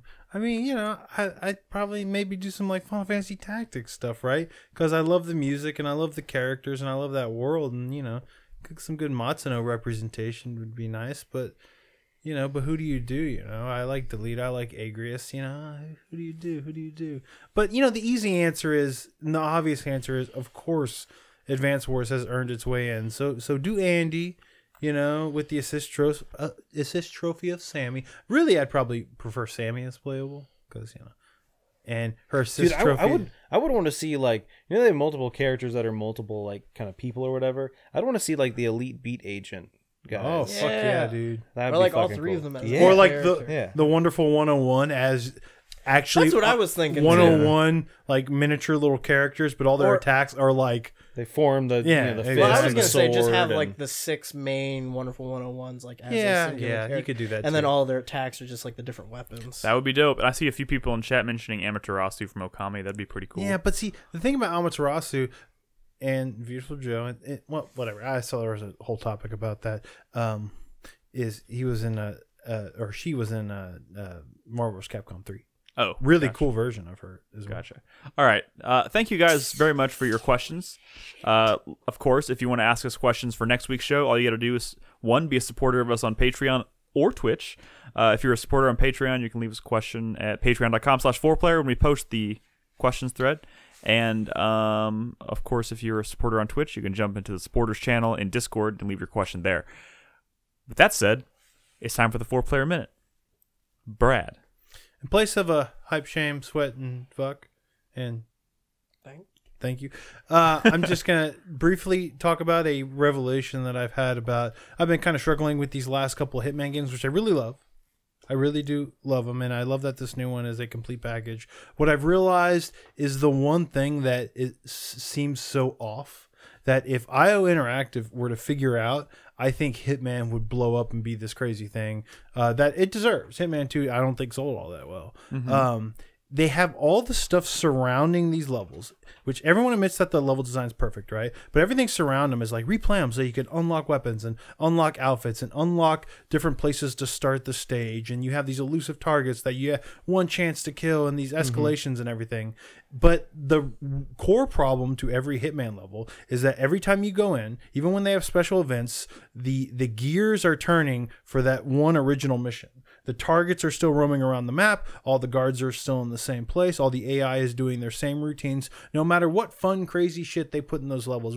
I got into an argument with Jaeger because of that Christmas stage, right? Where you kill Marv and Harry, you know, it's like Home Alone. And it looks, you kill the wet bandits and it looks like Christmas and Santa's there, but it's still that same mission and all the pieces running around. And some people have fun with it because they memorize the level and they could do crazy things.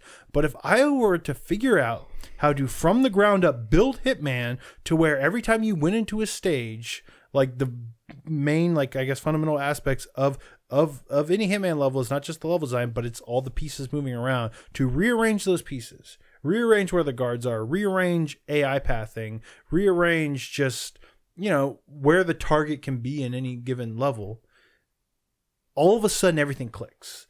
All that stuff that I don't care about, all that shit you're unlocking, the different places, the different outfits, none of that stuff I care about all of a sudden makes sense, because every time I go into a Hitman level, it is now a completely new experience. And all of a sudden this new Hitman they've been building, which some people like and I guess some people, you know, don't really click with, it all makes sense.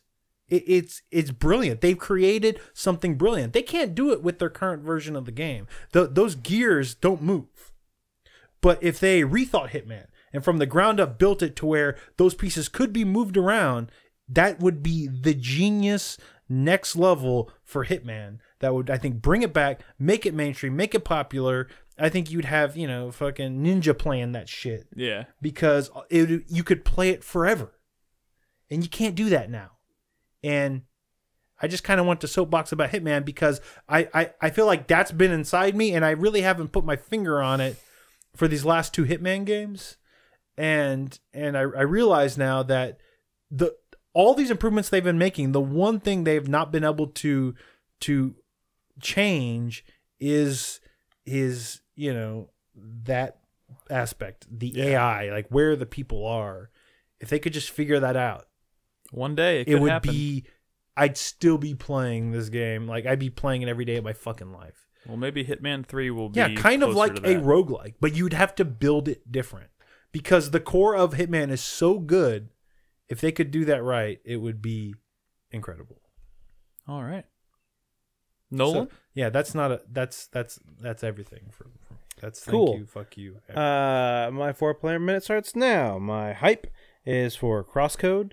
That was part of the Steam sale this week. I ended up picking that up. I'm pretty excited for it. I'm excited for the RPG elements, the puzzles, the music, everything about it. Looking pretty good. Sweat is for Monster Boy. It's been on my radar since we first saw it like 2 years ago. And I want to play it, but it's not like a short game. Yeah, you should hit up the... Hit up the what? Hit up the publisher. Maybe you can get a code or something. I mean, maybe. Because, I know. Thank you goes to Mr. Greentos for letting me know that if anyone out there got access to the beta of Project Stream and was able to get Assassin's Creed Origins, if you play at least 1 hour of that between now and mid-January, you get the game for free. At first, it was just going to be you had until January to play it, and as soon as it was done, you lost access to the game. But now you'll actually get to keep the game.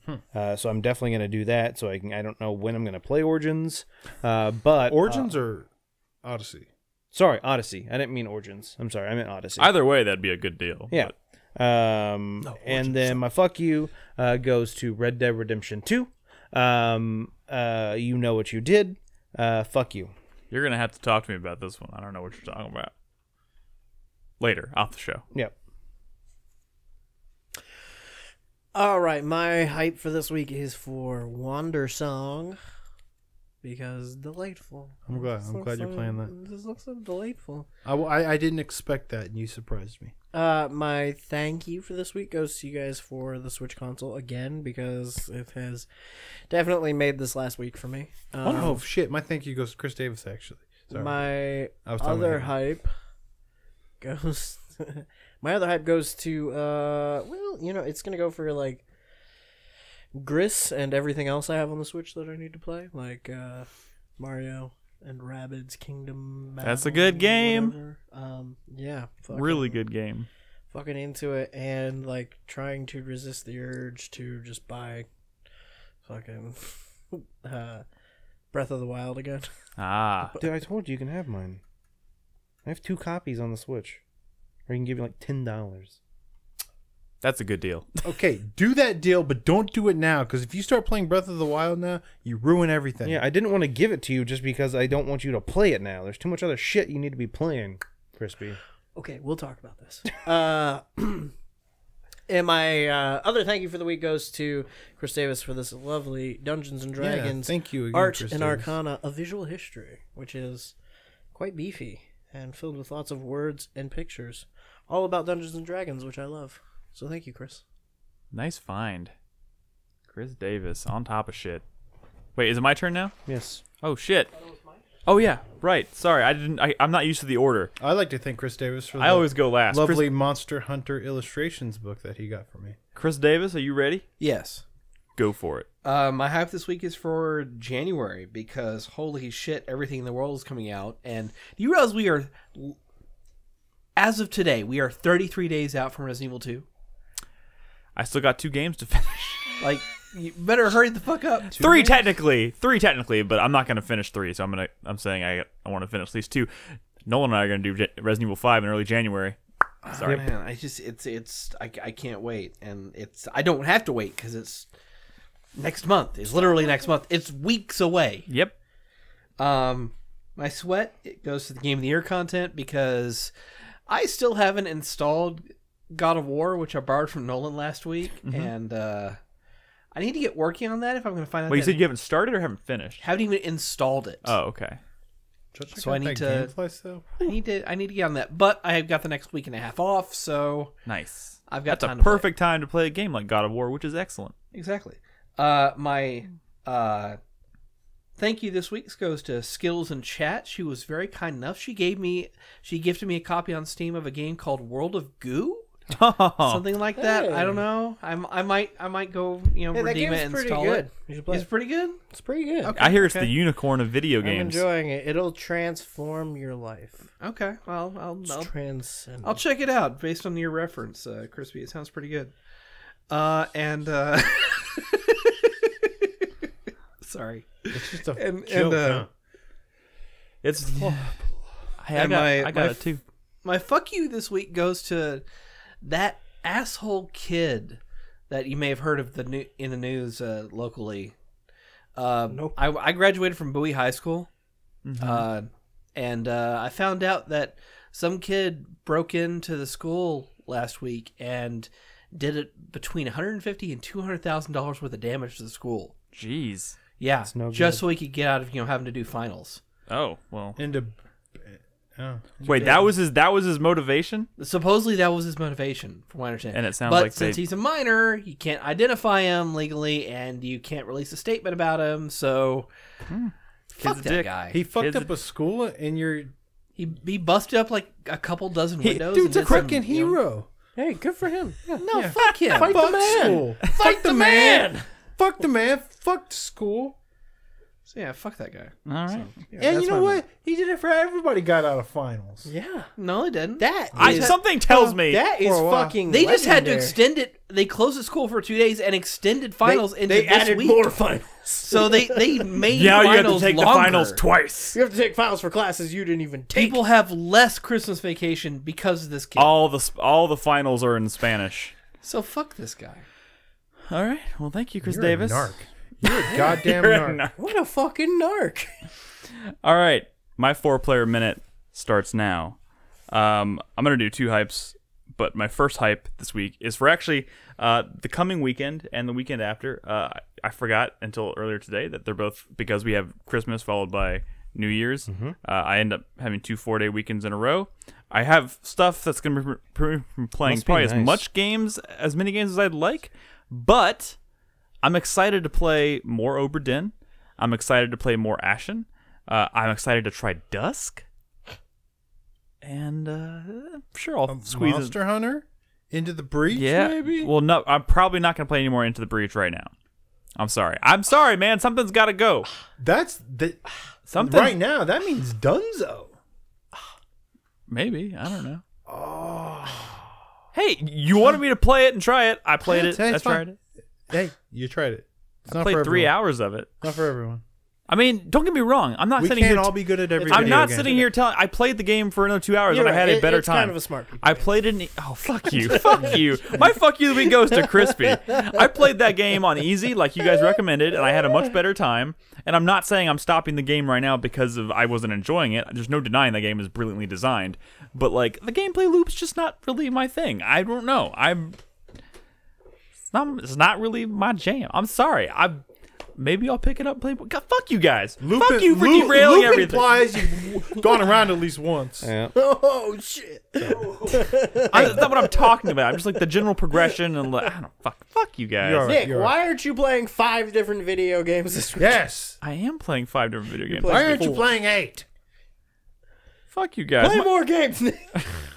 My thank you of the week goes to Chai Tai is twofold. One is Chai Tai and Steph, his girlfriend, who graciously spent some time with me last night, kind of explaining the ropes of Monster Hunter, which was very nice. It's a very complicated game, and I'm looking forward to playing more of it. And they made that process a little less daunting. So thank you very much for that. Also, thank you, Chai, for the hold on, I got the. No, not the Dino Erotica. I can't remember what the book is called. Hold on, I'm getting The Art of Deadsmith? Oh, the Hyrule Historia? Hyrule Historia. I can't even pick the fucking book up. Hyrule Historia. It's basically a history of Zelda. He got that for me for Christmas. It's very nice. Thank you very much. And of course, secondly, thank you to Chris Davis for surprising us all during the break. We said we weren't going to do a gift exchange, but apparently he already had this planned. So thank you very much, Chris Davis. Shit would happen. That's Why I love you, Chris Davis. He got us. Fuck you. He got us all some very nice collectors gaming centric books, which are wonderful. I really appreciate it. Delightful. And he got Robin the copy of the entire Mummy trilogy on Blu-ray. I'm sure she'll be over the moon. And my sweat goes to Kingdom Hearts 3, which comes out also in January. I keep forgetting this. I just to make myself feel a little bit better about the situation, I installed Kingdom Hearts 1 and 2 on my PS4. When you get to play this? I don't know. I don't know, Brad. I not don't know gonna when. happen, Nick. But it's installed. The act of playing those games does not hold up. So Fuck you. watch. No, I'm serious. Watch a video. I started playing Kingdom Hearts 1 like last year, and I was enjoying it. I just got distracted by shit, something. really? Yes. Oh wow. You would have if you listened to me. I talked about it. No, I didn't have footage, but I talked about it. Fuck you, Brad. And that my first last fucking hype, island, my last hype is not gaming related. I was just like, we're starting to see more and more talk about John Wick Chapter 3, which comes out in like 5 months, and I'm sitting here thinking about, like, God, John Wick 2 was so fucking good. John Wick 1 was so fucking good. I cannot wait for that movie. I'm so excited for that movie. I'm probably more excited for John Wick Chapter 3 than I am Avengers Part 2. the fuck Fuck you, Crispy. That is dumb. You're dumb. You shut your mouth. I don't believe you. Believe it. Don't. Speaking of quick aside, Keanu Reeves, I watched the movie for the first time the other day. Knock Knock. That was Is that the one where he movie. like those two chicks like knock on his Yeah. door? That is a weird Is that Keanu isn't that an Reeves Eli role. Roth 2 movie hours or of something? Yeah, it just is. knocking Okay. on a door? Yeah. Ooh. It's Keanu Reeves in a light I haven't seen him in before. Interesting. Naked? So, well, that too. Naked. Anyways, yeah, that's our show tonight, guys. Thank you very much for listening. Thank you for tuning in for all of our antics. This is like I said, this is our second to last show of the year. Yep. Join us next week. It'll be our last show of 2018. I don't know if we're going to do anything special. We'll probably just talk about more fucking video games. But, of course, you can watch us stream games every single night at 4pp.tv. You can catch us in Discord at discord.gg/4player. You can support us on Patreon. And, of course, you can find all of our podcasts over at our website at 4playernetwork.com. Thank you guys for listening. Thank you for following. We appreciate you. Good night. Bye. Bye. Good night.